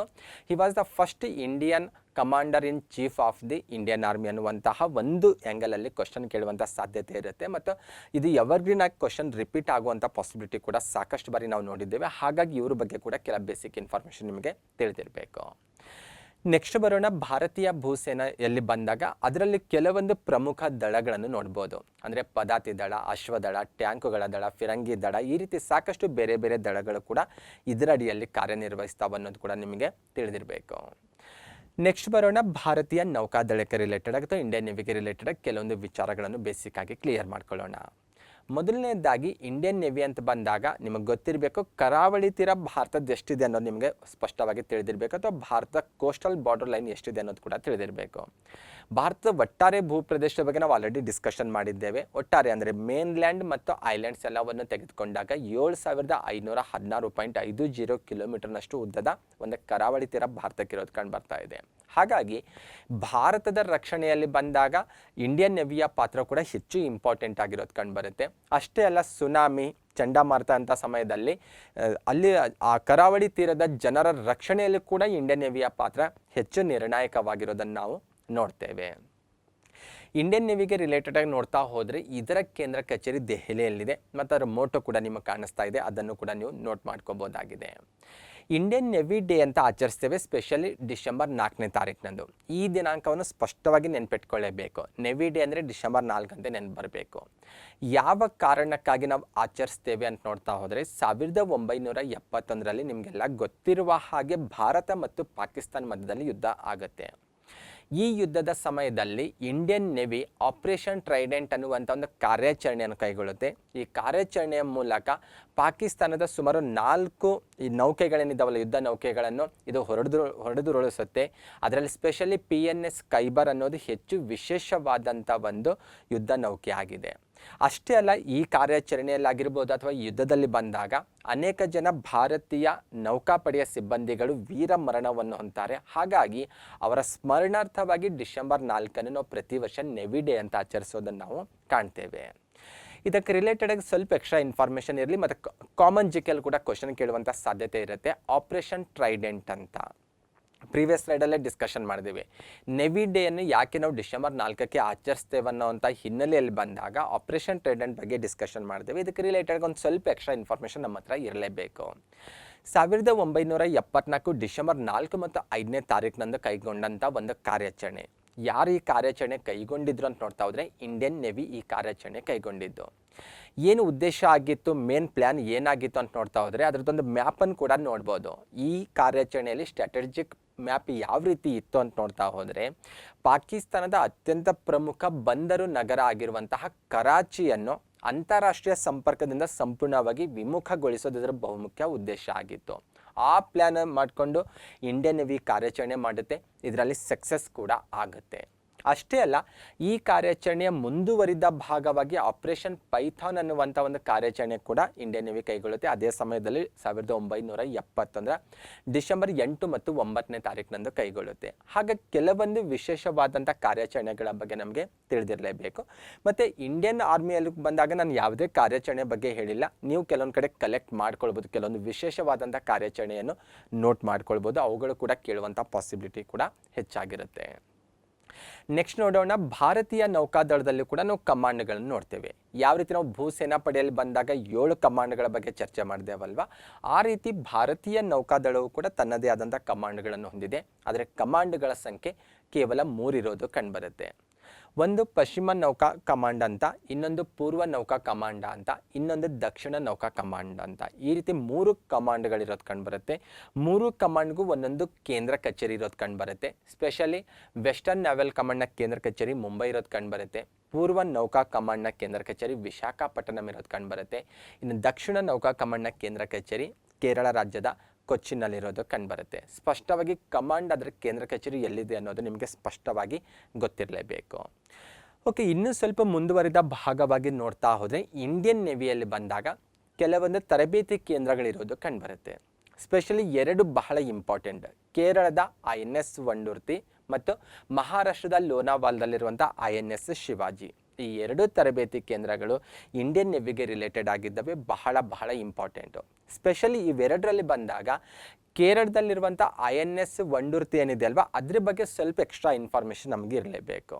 ಏನೆಲ್ಲ ಇನ್ಫಾರ್ಮೇಷನ್ ಇರಬೇಕು ಅಂತ ನೋಡ್ತಾ ಹೋದರೆ, ಫಸ್ಟ್ ಆಫ್ ಆಲ್ ಸಾಕಷ್ಟು ಎಕ್ಸಾಮಲ್ಲಿ ಕೇಳ್ಬೋದು ನಿಮಗೆ INS ವಂಡೂರ್ತಿ ಅಥವಾ ವಂಡೂರ್ತಿ ಯಾವ ರಾಜ್ಯದಲ್ಲಿದೆ ಅಂತ ಕೇಳುವಂಥ ಪಾಸಿಬಿಲಿಟಿ ಬಹಳ ಇರುತ್ತೆ. ಸಾಕಷ್ಟು ಎಕ್ಸಾಮಲ್ಲಿ ಕೇಳಿದ್ದಾರೆ ಆಲ್ರೆಡಿ. ಇದು INS ವಂಡೂರ್ತಿ ಇರೋದು ಕೇರಳ ಸ್ಟೇಟಲ್ಲಿರೋದು. ಏನು ವಿಶೇಷತೆ ಅಂತ ನೋಡ್ತಾ ಹೋದರೆ, ಇದು ಭಾರತೀಯ ನೌಕಾಪಡೆಯಲ್ಲಿ ಬಂದಾಗ ಅತಿ ದೊಡ್ಡ ತರಬೇತಿ ಸಂಸ್ಥೆ ಅಂತ ಇದನ್ನು ಗುರುತಿಸಲಾಗುತ್ತೆ. ಅಷ್ಟೇ ಅಲ್ಲ, ಇನ್ನೂ ಕೆಲ ವಿಶೇಷತೆಗಳನ್ನು ನಾವು ಇಲ್ಲಿ ಗುರುತಿಸ್ಬೋದು. INS ವಂಡೂರ್ತಿ ಇರೋದು ಕೇರಳದಲ್ಲಿ ಅಂತ ಗೊತ್ತಾಯಿತು. ಪರ್ಟಿಕ್ಯುಲರ್ ಪ್ಲೇಸ್ ನೋಡ್ತಾ ಹೋದರೆ ಕೊಚ್ಚಿ ಅಂತ ಹೇಳ್ಬೋದು. ಅದರಲ್ಲಿ ಇನ್ನು ಎಕ್ಸಾಕ್ಟ್ ಪ್ಲೇಸ್ ನೋಡ್ತಾ ಹೋದರೆ ವಿಲ್ಲಿಂಗ್ಡನ್ ಐಲ್ಯಾಂಡಲ್ಲಿ ಈ ತರಬೇತಿ ಕೇಂದ್ರ ಇರೋದು ಕಂಡುಬರುತ್ತೆ. ಮ್ಯಾಪ್ ನೋಡಿದ್ರೆ ಗೊತ್ತಾಗುತ್ತೆ, ಅಲ್ಲಿ ಮ್ಯಾಪಲ್ಲಿ ಕೂಡ ಕೊಚ್ಚಿ ಹೈಲೈಟ್ ಮಾಡಿದ್ದಾರೆ. ಅಲ್ಲಿರುವಂಥ ಒಂದು ಐಲ್ಯಾಂಡು ವಿಲ್ಲಿಂಗ್ಡನ್ ಐಲ್ಯಾಂಡ್ ಅಂತ, ಆ ಐಲ್ಯಾಂಡಲ್ಲಿ ಈ ಒಂದು ತರಬೇತಿ ಕೇಂದ್ರ ಇರೋದು ಕಂಡುಬರುತ್ತೆ. ನಾವಿಲ್ಲಿ ಹೊಸದಾಗಿ ಒಂದು ವರ್ಡ್ ಕೇಳ್ತಾ ಇದ್ದೇವೆ, ವಿಲ್ಲಿಂಗ್ಡನ್ ಐಲ್ಯಾಂಡ್ ಬಗ್ಗೆ ಕೇಳ್ತಾ ಇದ್ದೇವೆ. ಇದಕ್ಕೆ ರಿಲೇಟೆಡ್ ಕೆಲವೊಂದು ಸ್ಪೆಷಲ್ ಪಾಯಿಂಟ್ಸನ್ನು ಕ್ಲಿಯರ್ ಮಾಡ್ಕೊಳ್ಳೋಣ. ವಿಲ್ಲಿಂಗ್ಡನ್ ಐಲ್ಯಾಂಡ್ ಕೊಚ್ಚಿ ಸಿಟಿಯ ಒಂದು ಭಾಗ ಅಂತ ಗುರುತಿಸಲಾಗುತ್ತೆ. ಏನು ವಿಶೇಷತೆ ಅಂದರೆ, ಭಾರತದಲ್ಲಿ ಬಂದಾಗ ಲಾರ್ಜೆಸ್ಟ್ ಆರ್ಟಿಫಿಷಿಯಲ್ ಐಲ್ಯಾಂಡ್ ಅಂತ ಇದನ್ನು ಗುರುತಿಸಲಾಗುತ್ತೆ. ಭಾರತದ ಅತಿ ದೊಡ್ಡ ಕೃತಕವಾದಂಥ ಒಂದು ದ್ವೀಪ ಪ್ರದೇಶ ಅಂತ ಇದನ್ನು ಗುರುತಿಸಲಾಗುತ್ತೆ. ಇದು ಕೊಚ್ಚಿ ಸಿಟಿಯ ಪಾರ್ಟ್ ಆಗಿದೆ. ಇದರಲ್ಲಿಯೇ ನಾವು ಈ INS ಏನಿದೆ ಅಲ್ವಾ ತರಬೇತಿ ಕೇಂದ್ರ ಅಂತ ಡಿಸ್ಕಷನ್ ಮಾಡ್ತಾ ಇದ್ದೇವಲ್ಲ ನಾವು, ಈ ತರಬೇತಿ ಕೇಂದ್ರ ಕೂಡ ಇದೇ ದ್ವೀಪ ಪ್ರದೇಶದಲ್ಲಿರೋದನ್ನು ನಾವು ನೋಡ್ತೇವೆ. ರಾಜ್ಯ ಕೇಳಿದ್ರೆ ಕ್ಲಿಯರ್ ಆಗಿರಬೇಕು ಕೇರಳ, ಸಿಟಿ ಕೇಳಿದ್ರೆ ಕೊಚ್ಚಿ ಅಂತ ಹೇಳ್ಬೋದು. ಎಕ್ಸಾಕ್ಟ್ ಪ್ಲೇಸ್ ಕೇಳಿದ್ರೆ ವಿಲ್ಲಿಂಗ್ಡನ್ ಐಲ್ಯಾಂಡ್ ಅನ್ನೋದು ಕೂಡ ನಿಮಗೆ ತಿಳಿದಿರಬೇಕು. ಅಷ್ಟೆಲ್ಲ ಇನ್ನೂ ಕೆಲವು ವಿಶೇಷತೆಗಳನ್ನು ಕಾಣಬಹುದು. ಇದೇ ವಿಲ್ಲಿಂಗ್ಡನ್ ಐಲ್ಯಾಂಡಲ್ಲಿ ನಾವು INS ಗರುಡ ಅನ್ನುವಂಥ ಒಂದು ಏರ್ಪೋರ್ಟ್ ಬಗ್ಗೆ ಕೂಡ ತಿಳಿದಿರಬೇಕು. INS ಗರುಡ ಏನಂತ ಕೇಳ್ಬೋದು ನಿಮಗೆ, ಆ ರೀತಿ ಕೂಡ ಪಾಸಿಬಿಲಿಟಿ ಇರುತ್ತೆ. ಹಾಗಾಗಿ ನಾನು ರೆಡ್ ಕಲರ್ ನಿಮಗೆ INS ಗರುಡ ಅನ್ನುವಂಥ ವರ್ಡ್ ಮಾತ್ರ ಹೈಲೈಟ್ ಮಾಡಿದ್ದೀನಿ. ಅಥವಾ ಮ್ಯಾಪಲ್ಲಿ ನೋಡಿದ್ರೆ ಗೊತ್ತಾಗುತ್ತೆ ನಿಮಗೆ, INS ಗರುಡ ಏರ್ಪೋರ್ಟ್ ಅಂತ ಕಾಣಿಸ್ತಾ ಇದೆ ನಿಮಗೆ. INS ಗರುಡ ಏರ್ಪೋರ್ಟ್ನ ವಿಶೇಷತೆ ಏನಂದರೆ, ಇದು ನಾವೆಲ್ ಏರ್ ಸ್ಟೇಷನ್ ಆಗಿದೆ ಅನ್ನೋದು ನಿಮಗೆ ತಿಳಿದಿರಬೇಕು. ಇದು ಕೂಡ ವಿಲ್ಲಿಂಗ್ಡನ್ ಐಲ್ಯಾಂಡ್ನಲ್ಲೇ ಇರುವಂಥದ್ದಾಗಿದೆ. ಇದಕ್ಕೆ ರಿಲೇಟೆಡಾಗಿ ಯಾವಾಗ ಸ್ಥಾಪನೆ ಆಯಿತು, ಏನು ವಿಶೇಷತೆ ಅಂತ ನೋಡ್ತಾ ಹೋದರೆ 1953ರಲ್ಲಿ ಇದು ಸ್ಥಾಪನೆ ಆಗಿರೋದು ಕಂಡುಬರುತ್ತೆ. ಅದಕ್ಕೆ ರಿಲೇಟೆಡ್ ಆಗಿ ಒಂದು ಲೋಗೋ ಕೂಡ ನೋಡ್ಬೋದಾಗಿದೆ, ನೀವು ಅದು ಕೂಡ ಗಮನಿಸಬೇಕು. ಏನು ವಿಶೇಷತೆ ಅಂತ ನೋಡ್ತಾ ಹೋದರೆ, it is the oldest operating air station of the Indian navy. ಹಾಗಾಗಿ ಇದನ್ನು ಬಹಳ ವಿಶೇಷತೆಯಾಗಿ ಅಥವಾ ಬಹಳ ವಿಶೇಷವಾದಂಥ ಒಂದು ಪಾಯಿಂಟ್ ಅಂತ ನಾನಿಲ್ಲಿ ಗುರುತಿಸ್ತಾ ಇರೋದು. ನೆಕ್ಸ್ಟ್ ಒಂದು, ಭಾರತೀಯ ನೌಕಾದಳವು ತನ್ನದೇ ಆದಂಥ 2 ಫ್ಲೀಟ್ಗಳನ್ನು ಹೊಂದಿರೋದು ಕಂಡುಬರುತ್ತೆ. ಒಂದು ಪಶ್ಚಿಮ ಫ್ಲೀಟ್, ಇನ್ನೊಂದು ಪೂರ್ವ ಫ್ಲೀಟ್ ಅಂತ 2 ಫ್ಲೀಟ್ಗಳನ್ನು ಹೊಂದಿರೋದು ಕಂಡುಬರ್ತಾ ಇದೆ. ಎರಡಕ್ಕೂ ರಿಲೇಟೆಡ್ ಒಂದು ಸಣ್ಣ ಇನ್ಫಾರ್ಮೇಷನ್ ನಿಮ್ಗೆ ಗೊತ್ತಿರಬೇಕು. ವೆಸ್ಟರ್ನ್ ಫ್ಲೀಟ್ನ ಹೆಡ್ ಕ್ವಾರ್ಟರ್ ಇರೋದು ಮುಂಬೈನಲ್ಲಿದೆ. ಈ ಅರಬ್ಬಿ ಸಮುದ್ರಕ್ಕೆ ರಿಲೇಟೆಡ್ ಆಗಿ ಅಥವಾ ಅರಬ್ಬಿ ಸಮುದ್ರ ಏರಿಯಾ ಏನಿದೆ ಅಲ್ವಾ, ಆ ಭಾಗದಲ್ಲಿ ಇದು ಸಂಪೂರ್ಣವಾಗಿ ಜವಾಬ್ದಾರಿಯನ್ನು ಹೊಂದಿರುತ್ತೆ. ಇದಕ್ಕೆ ಇನ್ನೊಂದು ಭಾಗದಲ್ಲಿರೋದು ಈಸ್ಟರ್ನ್ ಫ್ಲೀಟ್ ಅಂತ, ಈ ಬೇ ಆಫ್ ಬಂಗಾಳ ಏನಿದೆ ಅಲ್ವಾ, ಆ ಭಾಗದ ಮೇಲಿನ ನಿಯಂತ್ರಣ ಈ ಫ್ಲೀಟ್ ಹೊಂದಿರೋದು ಕಂಡುಬರುತ್ತೆ. ವಿಶಾಖಪಟ್ಟಣಂನಲ್ಲಿ ಇದರ ಹೆಡ್ ಕ್ವಾರ್ಟರ್ ಇರೋದು ಕಂಡುಬರುತ್ತೆ. ಓಕೆ, ಇದು ಕೂಡ ಸ್ವಲ್ಪ ನಿಮಗೆ ಕ್ಲಿಯರ್ ಆಗಿ ತಿಳಿದಿರಬೇಕು. ನೆಕ್ಸ್ಟ್, ಭಾರತೀಯ ನೌಕಾದಳಕ್ಕೆ ರಿಲೇಟೆಡ್ ಆಗಿ ಸ್ವಲ್ಪ ಎಕ್ಸ್ಟ್ರಾ ಇನ್ಫಾರ್ಮೇಷನ್ ನೋಡ್ತಾ ಹೋಗೋಣ. ಕೆಲವೊಂದು ಎಡಿಷನಲ್ ಆಗಿ ಅಥವಾ GK ಪಾಯಿಂಟ್ ಅಂತ ಗುರುತಿಸ್ಬೋದು. ವಿಶಾಖಪಟ್ಟಣಂನಲ್ಲಿ ಹಿಂದೂಸ್ತಾನ್ ಶಿಪ್ ಯಾರ್ಡ್ ಇರೋದು ಕಂಡುಬರುತ್ತೆ, ಅಥವಾ ಹಿಂದೂಸ್ತಾನ್ ಹಡಗು ಕಾರ್ಖಾನೆ ಇರೋದು ಕಂಡುಬರುತ್ತೆ. ಇದು ತಿಳಿದಿರಬೇಕು, ಸಾಕಷ್ಟು ಎಕ್ಸಾಮಲ್ಲಿ ಕೇಳಿದ್ದಾರೆ. ಕೋಲ್ಕತ್ತಾ ಮತ್ತು ಗೋವಾಗಳಲ್ಲಿ ಕೂಡ ಹಡಗು ನಿರ್ಮಾಣ ಕಾರ್ಯ ನಡೆಯುತ್ತೆ ಅನ್ನೋದು ಕೂಡ ತಿಳಿದಿರಬೇಕು. ಅಷ್ಟೇ ಅಲ್ಲ, ಭಾರತೀಯ ನೌಕಾಪಡೆ ಅಂತ ಬಂದಾಗ ಅನೇಕ ಜಲಾಂತರ್ಗಾಮಿ ಹಡಗುಗಳನ್ನು, ಸಬ್ಮರೀನ್ಗಳನ್ನು ಕೂಡ ಅದು ಬಳಕೆ ಮಾಡುತ್ತೆ, ನಿರ್ವಹಣೆ ಮಾಡುತ್ತೆ ಅನ್ನೋದು ಕೂಡ ನಿಮಗೆ ತಿಳಿದಿರಬೇಕು. ಸ್ಪೆಷಲಿ ಒಂದೆರಡು ನಿಮಗೆ ಆ ಕಾನ್ಸೆಪ್ಟ್ ಬರಲಿ ಅನ್ನೋ ಕಾರಣಕ್ಕಾಗಿ ಉದಾಹರಣೆಯಾಗಿ ನಾನು ಹೇಳ್ತಾ ಇರೋದು INS ಅರಿಹಂತ್ ಆಗಿರ್ಬೋದು, INS ಚಕ್ರ, ಇವೆಲ್ಲವೂ ಕೂಡ ಹೆಚ್ಚು ಫೇಮಸ್ ಆಗಿರುವಂಥ ಸಬ್ಮರೀನ್ಗಳಾಗಿದ್ದಾವೆ. ಇಂಥ ಸಾಕಷ್ಟು ಸಬ್ಮರೀನ್ಗಳು ಭಾರತೀಯ ನೌಕಾಪಡೆಯಲ್ಲಿ ಕಾರ್ಯನಿರ್ವಹಿಸ್ತಾ ಇದ್ದಾವೆ. ಭಾರತೀಯ ನೌಕಾಪಡೆ ಇವುಗಳನ್ನು ನಿರ್ವಹಣೆ ಮಾಡ್ತಾ ಇದೆ. ಅಂತಹ ಏನು ಜಲಾಂತರ್ಗಾಮಿ ಹಡಗುಗಳಿದ್ದಾವಲ್ಲ, ಅವುಗಳ ಬಗ್ಗೆ ನೀವು ಅಪ್ಡೇಟ್ ಆಗಿರಬೇಕು. ಸೈನ್ಸ್ ಆ್ಯಂಡ್ ಟೆಕ್ಕಲ್ಲಿ ಬಂದಾಗ ಅವುಗಳ ಬಗ್ಗೆ ಸಾಕಷ್ಟು ಡಿಟೇಲ್ ಆಗಿ ಚರ್ಚೆ ಮಾಡ್ತೇವಲ್ವಾ, ಅದನ್ನೇ ಇಲ್ಲಿ ನಾವು ಲಿಂಕ್ ಮಾಡ್ತಾ ಹೋಗಬೇಕು. ಓಕೆ, ಇಲ್ಲಿ ಬಂದಾಗ ಹುದ್ದೆಗಳ ಬಗ್ಗೆ ನೋಡ್ತಾ ಹೋಗೋಣ, ಕಮಾಂಡರ್ಸ್ ಬಗ್ಗೆ ನೋಡ್ತಾ ಹೋಗೋಣ. ಮೊದಲ 3 ಹುದ್ದೆಗಳು ರಿಪೀಟ್ ಆಗ್ತಾ ಇದ್ದಾವೆ. ಕಮಾಂಡರ್ ಇನ್ ಚೀಫ್ ರಾಷ್ಟ್ರಪತಿ ಆಗಿರ್ತಾರೆ, ಆಮೇಲೆ CDS ಇರ್ತಾರೆ, ಆಮೇಲೆ CCSC ಹುದ್ದೆ ಇರೋದು ಕಂಡುಬರುತ್ತೆ. ಆಮೇಲೆ ಈ ನೌಕಾಪಡೆಗೆ ರಿಲೇಟೆಡ್ ಆಗಿರುವಂಥ ಅಧಿಕಾರಿಗಳ ಹುದ್ದೆಗಳು ಬರ್ತಾ ಹೋಗ್ತವೆ. ಓಕೆ, ನೌಕಾಪಡೆಗೆ ರಿಲೇಟೆಡ್ ಆಗಿರುವಂಥ ಅಧಿಕಾರಿಗಳ ಹುದ್ದೆಯನ್ನು ಬೇಕಾದ್ರೆ ನಾವು ಸಪ್ರೇಟ್ ಆಗಿ ಒಂದು ಸ್ಲೈಡಲ್ಲಿ ನೋಡ್ಬೋದು. Chief of the novel staff, ಈ ನೌಕಾಪಡೆ ಅಂತ ಬಂದಾಗ ಆ ಪಡೆಯಲ್ಲಿ ಬಂದಾಗ ಅತ್ಯುನ್ನತ ಹುದ್ದೆ ಆಗಿರುತ್ತೆ. ಪ್ರೆಸೆಂಟ್ ಅಡ್ಮಿರಲ್ ಆರ್ ಹರಿಕುಮಾರ್ ಅವರು ಇಲ್ಲಿ ಸೇವೆ ಸಲ್ಲಿಸ್ತಾ ಇದ್ದಾರೆ. ಆ ನಂತರದ ಹುದ್ದೆ ಅಂತ ಬಂದಾಗ vice chief of the naval staff ಇರ್ತಾರೆ. ಈ ರೀತಿ ಇನ್ನೂ ಕೆಲವು ಹುದ್ದೆಗಳು, ಆ ಹುದ್ದೆಯಲ್ಲಿರುವಂಥ ಅಧಿಕಾರಿಗಳ ಹೆಸರನ್ನು ಕೂಡ ನೀವಿಲ್ಲಿ ನೋಡ್ಬೋದಾಗಿದೆ. ಓಕೆ, ಇಲ್ಲಿ ಅವರ ಫೋಟೋನ ಕೂಡ ನೋಡ್ಬೋದು. ಅಡ್ಮಿರಲ್ ಆರ್ ಹರಿಕುಮಾರ್ ಅವರು ಪ್ರೆಸಿಡೆಂಟ್ ನೌಕಾಪಡೆಯ ಮುಖ್ಯಸ್ಥರಾಗಿದ್ದಾರೆ. ನೌಕಾಪಡೆಯ ಮುಖ್ಯಸ್ಥರಿಗೆ ಅಡ್ಮಿರಲ್ ಅಂತ ಕರೀತಾರೆ ಅನ್ನೋದು ಕೂಡ ನಿಮಗೆ ತಿಳಿದಿರಬೇಕು. ಸಾಕಷ್ಟು ಎಕ್ಸಾಮಲ್ಲಿ ನೇರವಾದ ಪ್ರಶ್ನೆ ಕೇಳ್ತಾರೆ. ನೆಕ್ಸ್ಟು ವಾಯುದಳಕ್ಕೆ ಬರೋಣ. ಇಂಡಿಯನ್ ಏರ್ಫೋರ್ಸ್ಗೆ ರಿಲೇಟೆಡ್ ಆಗಿ ಕೆಲವೊಂದು ಇನ್ಫಾರ್ಮೇಷನ್ ನೋಡ್ತಾ ಹೋಗೋಣ. ಇಂಡಿಯನ್ ಏರ್ಫೋರ್ಸ್ಗೆ ರಿಲೇಟೆಡ್ ಆಗಿ ನೋಡ್ತಾ ಹೋದರೆ ಮೊದಲನೇದಾಗಿ ಇದರ ಕೇಂದ್ರ ಕಚೇರಿ ನವದೆಹಲಿಯಲ್ಲಿ ಇದೆ ಅನ್ನೋದು ತಿಳಿದಿರಬೇಕು. ಮತ್ತು ಅದರ ಮೋಟೋ ಕೂಡ ನೀವು ನೋಟ್ ಮಾಡ್ಕೋಬೋದಾಗಿದೆ. ಕೇಳುವಂಥ ಪಾಸಿಬಿಲಿಟಿ ಇದೆ ಅಂತ ನಿರೀಕ್ಷೆ ಮಾಡ್ಬೋದು. ಪ್ರತಿ ವರ್ಷ ಅಕ್ಟೋಬರ್ 8ನೇ ತಾರೀಕಿನಂದು ಇಂಡಿಯನ್ ಏರ್ಫೋರ್ಸ್ ಡೇ ಅಂತ ಕೂಡ ಆಚರಿಸ್ತೇವೆ. ಇದು ಕೂಡ ತಿಳಿದಿರಬೇಕು. 3 ಪಡೆಗಳು ಪ್ರತ್ಯೇಕವಾಗಿ ದಿನಗಳ ಆಚರಣೆ ಮಾಡ್ತವೆ. ಹಾಗಾಗಿ 3 ಪಡೆಗಳ ಪ್ರತ್ಯೇಕ ದಿನಗಳು ನಿಮಗೆ ತಿಳಿದಿರಬೇಕು. ಎಕ್ಸಾಕ್ಟ್ ಡೇಟಲ್ಲೇ ಅವ್ರು ಕೇಳುವಂಥ ಸಾಧ್ಯತೆ ಇರುತ್ತೆ ಎಕ್ಸಾಮಲ್ಲಿ. ನೆಕ್ಸ್ಟ್ ಭಾರತೀಯ ಭೂಸೇನಾ ಪಡೆಯ ಬಗ್ಗೆ ಚರ್ಚೆ ಮಾಡ್ತೇವೆ, ನೌಕಾದಳದ ಬಗ್ಗೆ ಚರ್ಚೆ ಮಾಡ್ತೇವೆ. ನೆಕ್ಸ್ಟ್ ನಾವೀಗ ಇಂಡಿಯನ್ ಏರ್ಫೋರ್ಸ್ ಬಗ್ಗೆ ಡಿಸ್ಕಷನ್ ಮಾಡ್ತೇವೆ. ಇಂಡಿಯನ್ ಏರ್ಫೋರ್ಸ್ ಕೂಡ 7 ಕಮಾಂಡ್ಗಳನ್ನು ಹೊಂದಿರೋದು ಕಂಡುಬರುತ್ತೆ. ಮ್ಯಾಪಲ್ಲಿ ಹೈಲೈಟ್ ಮಾಡಿದ್ದಾರೆ 7 ಕಮಾಂಡ್ಗಳನ್ನು. ಅವುಗಳ ಕೇಂದ್ರ ಕಚೇರಿ ಜೊತೆ ಗುರುತಿಸಿರೋದು ಸಹ ನಾವು ನೋಡ್ಬೋದಾಗಿದೆ. ಈ 7 ಕಮಾಂಡ್ಗಳನ್ನು ಮತ್ತೆ 2 ಭಾಗ ಮಾಡ್ಬೋದು. ಯಾವ ರೀತಿ ಅಂತ ನೋಡ್ತಾ ಹೋದರೆ 7 ಕಮಾಂಡ್ಗಳಲ್ಲಿ 5 ಕಮಾಂಡ್ಗಳನ್ನು ಆಪರೇಷನಲ್ ಕಮಾಂಡ್ಸ್ ಅಂತ ಗುರುತಿಸ್ಬೋದಾಗಿದೆ. ಒಂದು ಸೆಂಟ್ರಲ್ ಏರ್ ಕಮಾಂಡ್ ಅಂತ ಪ್ರಯಾಗ್ರಾಜ್ನಲ್ಲಿ ಅದರ ಕೇಂದ್ರ ಕಚೇರಿ ಇರೋದು ಕಂಡುಬರುತ್ತೆ. ವೆಸ್ಟರ್ನ್ ಏರ್ ಕಮಾಂಡ್ ಅಂತ ಗುರುತಿಸ್ಬೋದು, ನವದೆಹಲಿಯಲ್ಲಿ ಅದರ ಕೇಂದ್ರ ಕಚೇರಿ ಇರೋದು ಕಂಡುಬರುತ್ತೆ. ಈಸ್ಟರ್ನ್ ಏರ್ ಕಮಾಂಡ್ ಅಂತ ಗುರುತಿಸ್ಬೋದು, ಶಿಲಾಂಗ್ನಲ್ಲಿ ಅದರ ಕೇಂದ್ರ ಕಚೇರಿ ಇದೆ. Next south western air command ಇದೆ, ಅದರ ಕೇಂದ್ರ ಕಚೇರಿ ಗಾಂಧಿನಗರಲ್ಲಿದೆ. ಇನ್ನು ಸದರ್ನ್ ಏರ್ ಕಮಾಂಡ್ ಅಂತ ಒಂದು ಕಮಾಂಡ್ ಗುರುತಿಸಲಾಗುತ್ತೆ, ಅದರ ಕೇಂದ್ರ ಕಚೇರಿ ತಿರುವನಂತಪುರಂನಲ್ಲಿರೋದು ಕಂಡುಬರುತ್ತೆ. ಈ ರೀತಿಯ 5 ಆಪರೇಷನಲ್ ಕಮಾಂಡ್ಸ್ಗಳಿದ್ದಾವೆ. ಅದರ ಕೇಂದ್ರ ಕಚೇರಿಯನ್ನು ಕೂಡ ಹೈಲೈಟ್ ಮಾಡಲಾಗಿದೆ. ಅದನ್ನು ಹೊರತುಪಡಿಸಿ ಇನ್ನೂ 2 ಕಮಾಂಡ್ಗಳಿರೋದು ಕಂಡುಬರ್ತಾ ಇದೆ. ಇವುಗಳಿಗೆ ನಾವು ಫಂಕ್ಷನಲ್ ಕಮಾಂಡ್ಸ್ ಅಂತ ಗುರುತಿಸ್ಬೋದು. ಯಾವ 2 ಆ ಫಂಕ್ಷನಲ್ ಕಮಾಂಡ್ಸ್ ಅಂತ ನೋಡ್ತಾ ಹೋದರೆ, ಒಂದು ಟ್ರೈನಿಂಗ್ ಕಮಾಂಡ್ ಕರ್ನಾಟಕದ ರಾಜಧಾನಿ ಬೆಂಗಳೂರಲ್ಲಿದೆ. ಇದನ್ನು ವಿಶೇಷವಾಗಿ ಗಮನಿಸಬೇಕು. ಸಾಕಷ್ಟು ಎಕ್ಸಾಮಲ್ಲಿ ನಮ್ಮ ಸ್ಟೇಟ್ ಎಕ್ಸಾಮಲ್ಲಿ ಕೇಳುವಂಥ ಪಾಸಿಬಿಲಿಟಿ ಬಹಳ ಇರುತ್ತೆ. ಇನ್ನೊಂದು ಮೇಂಟೆನೆನ್ಸ್ ಕಮಾಂಡ್ ಅಂತ ಮಹಾರಾಷ್ಟ್ರದ ನಾಗ್ಪುರದಲ್ಲಿರೋದು ಕಂಡುಬರುತ್ತೆ. ಅವನ್ನು ಕೂಡ ಆ ಮ್ಯಾಪಲ್ಲಿ ಹೈಲೈಟ್ ಮಾಡಿದ್ದಾರೆ. ಈ ರೀತಿ 7 ಕಮಾಂಡ್ಗಳು, ಅದರಲ್ಲಿ 2 ಭಾಗಗಳಾಗಿ ಬೇಕಾದರೂ ನಾವು ಡಿವೈಡ್ ಮಾಡಿ ಅಭ್ಯಾಸ ಮಾಡ್ಬೋದಾಗಿದೆ. ಇವೆರಡರ ಬಗ್ಗೆ ಕೂಡ ಕ್ವಶನ್ ಕೇಳುವಂಥ ಸಾಧ್ಯತೆ ಇರುತ್ತೆ.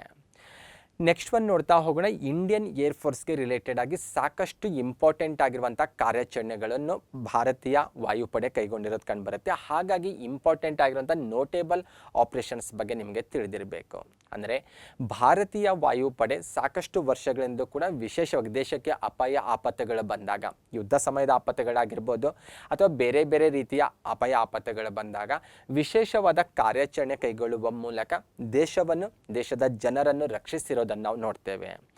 ಒಂದು ಉದಾಹರಣೆ ನಾನು ನಿಮಗೆ ಕ್ಲಿಯರ್ ಮಾಡ್ತೀನಿ. ಅದರ ಮೂಲಕ ನೀವು ಬೇರೆ ಆಪರೇಷನ್ಸ್ ಬಗ್ಗೆ ಕೂಡ ನೀವು ಮಾಹಿತಿಯನ್ನು ಪಡೆದುಕೊಳ್ಬೋದು ಅಥವಾ ಅದರ ಅವಶ್ಯಕತೆ ಏನಿದೆ ಅನ್ನುವಂಥ ಒಂದು ತೀರ್ಮಾನಕ್ಕೂ ನೀವು ಬರ್ಬೋದು. ಪಟ್ಟಿಯಲ್ಲಿ ಬಂದಾಗ ನೋಟೇಬಲ್ ಆಪರೇಷನ್ಸ್ಗಳ ಪಟ್ಟಿ ಕಾಣಿಸ್ತಾ ಇದೆ. ಕೊನೆಯದಾಗಿ ನೀವು ಅಬ್ಸರ್ವ್ ಮಾಡಿದ್ರೆ ಆಪರೇಷನ್ ಗಂಗಾ ಅನ್ನುವಂಥ ಒಂದು ವರ್ಡ್ ಕಾಣಿಸ್ತಾ ಇದೆ.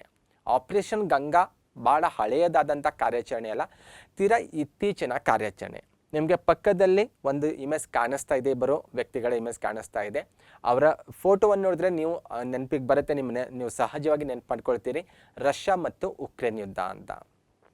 ರಷ್ಯಾ ಮತ್ತು ಉಕ್ರೇನ್ ಯುದ್ಧ ಏರ್ಪಟ್ಟಂಥ ಸಮಯದಲ್ಲಿ ಉಕ್ರೇನ್ ದೇಶದಲ್ಲಿ ನಿಮಗೆಲ್ಲ ಗೊತ್ತಿರುವ ಹಾಗೆ ಅನೇಕ ಸಂಖ್ಯೆಯಲ್ಲಿ ಭಾರತೀಯ ವಿದ್ಯಾರ್ಥಿಗಳು, ಸ್ಪೆಷಲಿ ಭಾರತೀಯರು ಅನ್ನೋದಕ್ಕಿಂತ ಭಾರತೀಯ ವಿದ್ಯಾರ್ಥಿಗಳು ಅಭ್ಯಾಸಕ್ಕಾಗಿ ಅಲ್ಲಿ ವಾಸ ಆಗಿರೋದನ್ನು ನಾವು ನೋಡ್ತೇವೆ.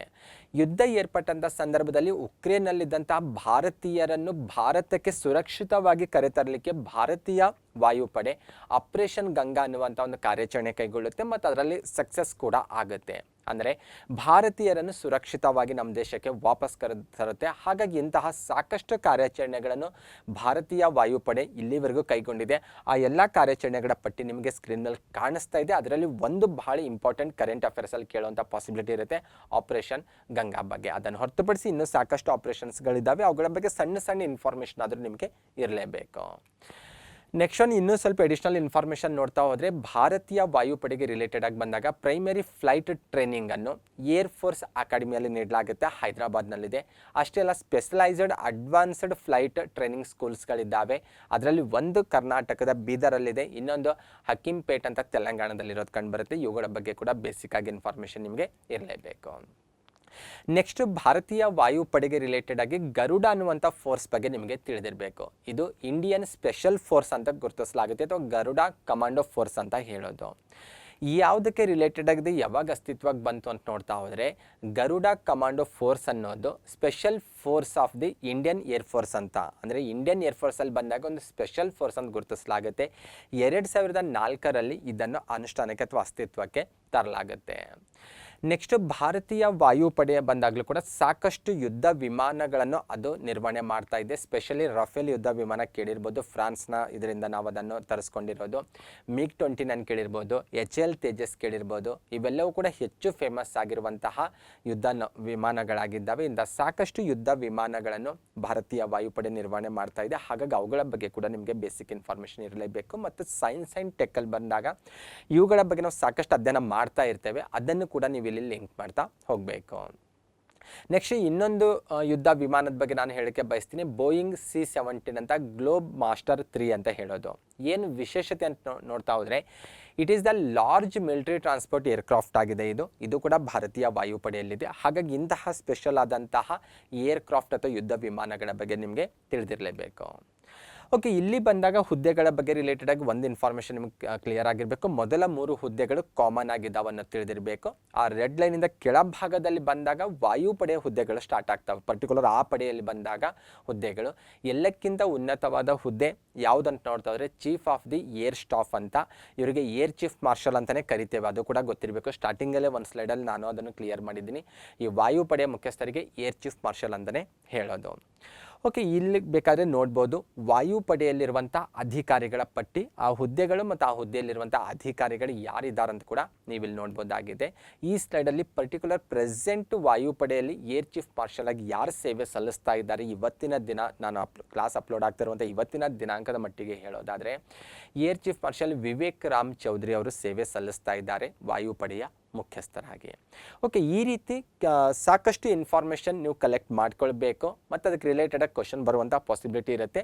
ಅಷ್ಟೇ ಅಲ್ಲ, ಬೇರೆ ಬೇರೆ ಕಾಂಪಿಟೇಟಿವ್ ಎಕ್ಸಾಮಲ್ಲಿ ಕೂಡ ಇವುಗಳಿಗೆ ರಿಲೇಟೆಡ್ ಆಗಿ ಕ್ವಶನ್ ಬರುವಂತಹ ಪಾಸಿಬಿಲಿಟಿ ಬಹಳಷ್ಟು ಇದೆ ಅಂತ ನಾವಿಲ್ಲಿ ನಿರೀಕ್ಷೆ ಮಾಡ್ಬೋದಾಗಿದೆ. ಎಡಿಷ್ನಲ್ ಆಗಿ ಕೆಲವೊಂದು ಇನ್ಫಾರ್ಮೇಷನ್ ನೋಡ್ತಾ ಹೋಗೋಣ. GPS ಟರಲ್ಲಿರುವಂಥ ಸಿಲೆಬಸ್ ಕಂಪ್ಲೀಟ್ ಆಗಿದೆ. ಈಗ ಎಡಿಷ್ನಲ್ ಆಗಿ ಒಂದೆರಡು ಸ್ಲೈಡಲ್ಲಿ ಇನ್ನೂ ಕೆಲವೊಂದು ಇನ್ಫಾರ್ಮೇಷನ್ ಕ್ಲಿಯರ್ ಮಾಡ್ಕೊಳ್ಳೋಣ. GKಯಲ್ಲಿ ಕೇಳುವಂಥ ಪಾಸಿಬಿಲಿಟಿ ಇರುತ್ತೆ ಈ ಟಾಪಿಕ್ ಮೇಲೆ ಕ್ವಶನ್ಸು. ಮೊದಲನೇದಾಗಿ NCC ಬಗ್ಗೆ ಗೊತ್ತಿರಬೇಕು ನಿಮಗೆ.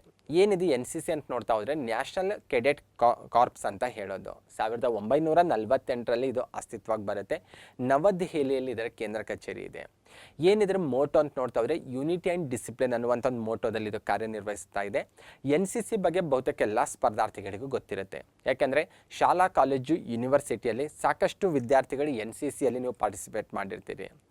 ಏನು ಮುಖ್ಯ ಉದ್ದೇಶ ಆಗಿರುತ್ತೆ ಅಂತ ನೋಡ್ತಾ ಹೋದರೆ ಆಸಕ್ತಿ ಇರುವಂತಹ ಯುವಕ ಯುವತಿಯರಿಗೆ Indian army, Indian navy, Indian ಏರ್ಫೋರ್ಸ್ಗೆ ರಿಲೇಟೆಡ್ ಆಗಿ ಸಾಕಷ್ಟು ತರಬೇತಿ ಕೊಡುವಂತಹ ಒಂದು ವ್ಯವಸ್ಥೆ ನಾವು NCCಯಲ್ಲಿ ಇರೋದನ್ನು ನೋಡ್ತೇವೆ. ಹಾಗಾಗಿ NCC ಬಗ್ಗೆ ಕ್ವಶನ್ ಬರುವಂಥ ಪಾಸಿಬಿಲಿಟಿ ಬಹಳ ಇರುತ್ತೆ ಅಂತ ಹೇಳ್ಬೋದು. ಸ್ಪೆಷಲಿ ಈ ನಾವು ರಕ್ಷಣೆಗೆ ಬಗ್ಗೆ ಅಭ್ಯಾಸ ಮಾಡ್ತಾ ಇರೋದ್ರಿಂದ, ಆರ್ಮಿಯ 3 ವಿಂಗ್ಸ್ಗಳ ಬಗ್ಗೆ ಚರ್ಚೆ ಮಾಡ್ತಾ ಇರೋದ್ರಿಂದ, NCC ಅದಕ್ಕೆ ಲಿಂಕ್ ಆಗೋದ್ರಿಂದ, ಅದಕ್ಕೆ ರಿಲೇಟೆಡ್ ಆಗಿರೋದ್ರಿಂದ ಇದ್ರ ಬಗ್ಗೆನೂ ಕ್ವಶನ್ ಕೇಳುವಂಥ ಸಾಧ್ಯತೆ ಇರುತ್ತೆ.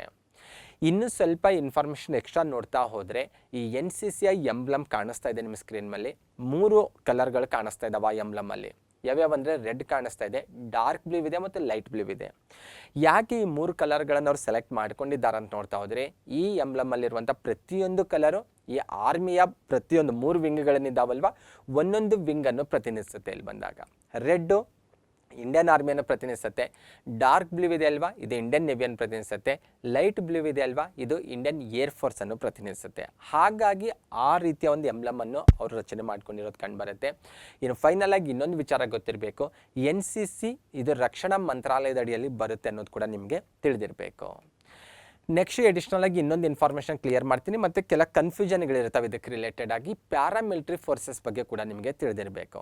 ಪ್ಯಾರಾಮಿಲಿಟರಿ ಫೋರ್ಸಸ್ಸು ಯಾವ ಇಲಾಖೆ ಅಥವಾ ಯಾವ ಮಂತ್ರಾಲಯದ ಅಡಿಯಲ್ಲಿ ಬರುತ್ತೆ ಅನ್ನೋದು ಕೂಡ ತಿಳಿದಿರಬೇಕು. ಮತ್ತು ಪ್ಯಾರಾಮಿಲಿಟರಿ ಫೋರ್ಸಸ್ ಅಂದರೆ ಯಾವ ಅನ್ನೋದು ಕೂಡ ನಿಮಗೆ ತಿಳಿದಿರಬೇಕು. ಸ್ಕ್ರೀನ್ ಮೇಲೆ ಒಂದು ಟೇಬಲ್ ಕಾಣಿಸ್ತಾ ಇದೆ. ಟೇಬಲಲ್ಲಿ ನಿಮಗೆ ಅಸ್ಸಾಂ ರೈಫಲ್ಸ್ ಇದೆ, BSF ಇದೆ, CRPF, CSF, ITBP ಹೀಗೆ ಸಾಕಷ್ಟು ಬೇರೆ ಬೇರೆ ಫೋರ್ಸ್ಗಳ ಹೆಸರು ಕಾಣಿಸ್ತಾ ಇದೆ. ಇವೆಲ್ಲವೂ ಕೂಡ ಪ್ಯಾರಾಮಿಲಿಟರಿ ಫೋರ್ಸ್ ಅನ್ನೋದು ನಿಮಗೆ ತಿಳಿದಿರಬೇಕು. ಅಂದರೆ ಈ ಪ್ಯಾರಾಮಿಲಿಟರಿ ಫೋರ್ಸ್ಗಳನ್ನು ನಾವು ಆರ್ಮಿಯಲ್ಲಿ ಗುರುತಿಸಲ್ಲ. ಅಂದರೆ ಆರ್ಮಿಯ 3 ವಿಂಗ್ಸ್ ಅಂತ ನಾವು ಡಿಸ್ಕಷನ್ ಮಾಡ್ತಾ ಇದ್ದೇವಲ್ವ, ಆ ವಿಂಗ್ಸಲ್ಲಿ ಗುರುತಿಸಲ್ಲ.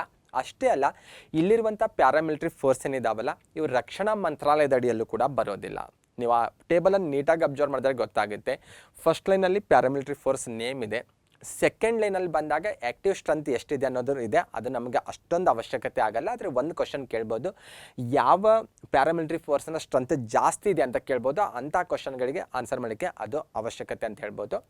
ಥರ್ಡ್ ಕಾಲಮ್ ಇಂಪಾರ್ಟೆಂಟ್ ಆಗುತ್ತೆ. ಪ್ರತಿಯೊಂದು ಪ್ಯಾರಾಮಿಲಿಟರಿ ಫೋರ್ಸ್ ಯಾವ ಇಲಾಖೆ ಅಡಿಯಲ್ಲಿ ಅಥವಾ ಯಾವ ಮಂತ್ರಾಲಯದ ಅಡಿಯಲ್ಲಿ ಬರುತ್ತೆ ಅನ್ನುವಂಥ ಒಂದು ವಿಚಾರ ಅಥವಾ ಒಂದು ಪ್ರಶ್ನೆಗೆ ನಿಮ್ಗೆ ಆನ್ಸರಲ್ಲಿ ಕ್ಲಿಯರ್ ಆಗ್ತಾ ಇದೆ. ಹಾಗಾಗಿ ಬಹುತೇಕ ಬಂದಾಗ ಇಲ್ಲಿ BSF ಆಗಿರ್ಬೋದು, CRPF ಆಗಿರ್ಬೋದು, CISF ಆಗಿರ್ಬೋದು, ಇವೆಲ್ಲವೂ ಕೂಡ ಮಿನಿಸ್ಟ್ರಿ ಆಫ್ ಹೋಮ್ ಅಫೇರ್ಸಲ್ಲಿ ಇರೋದು ಕಂಡು ಬರ್ತಾ ಇದೆ. ಇನ್ನೂ ಕೆಲವೊಂದು ಬೇಕಾದರೆ ನೀವು ಕ್ಲಿಯರ್ ಮಾಡ್ಕೊಳ್ಬೋದು. ಈ ರೀತಿ ಪ್ಯಾರಾಮಿಲಿಟರಿ ಫೋರ್ಸಿಗೂ ಮತ್ತು ಆರ್ಮಿಗೂ ಬಂದಾಗ ಬಹಳಷ್ಟು ವ್ಯತ್ಯಾಸಗಳಿರೋದನ್ನು ನಾವು ಕಾಣ್ತೇವೆ. ಓಕೆ, ಇದಿಷ್ಟು ಆರ್ಮಿಯ 3 ವಿಂಗ್ಸ್ಗಳಿಗೆ ರಿಲೇಟೆಡ್ ಆಗಿರುವಂಥ ಚರ್ಚೆ ಆಗಿತ್ತು. ಮತ್ತೆ ಮುಂದಿನ ವಿಡಿಯೋದಲ್ಲಿ ಭೇಟಿಯಾಗೋಣ. ನಮಸ್ಕಾರಗಳು.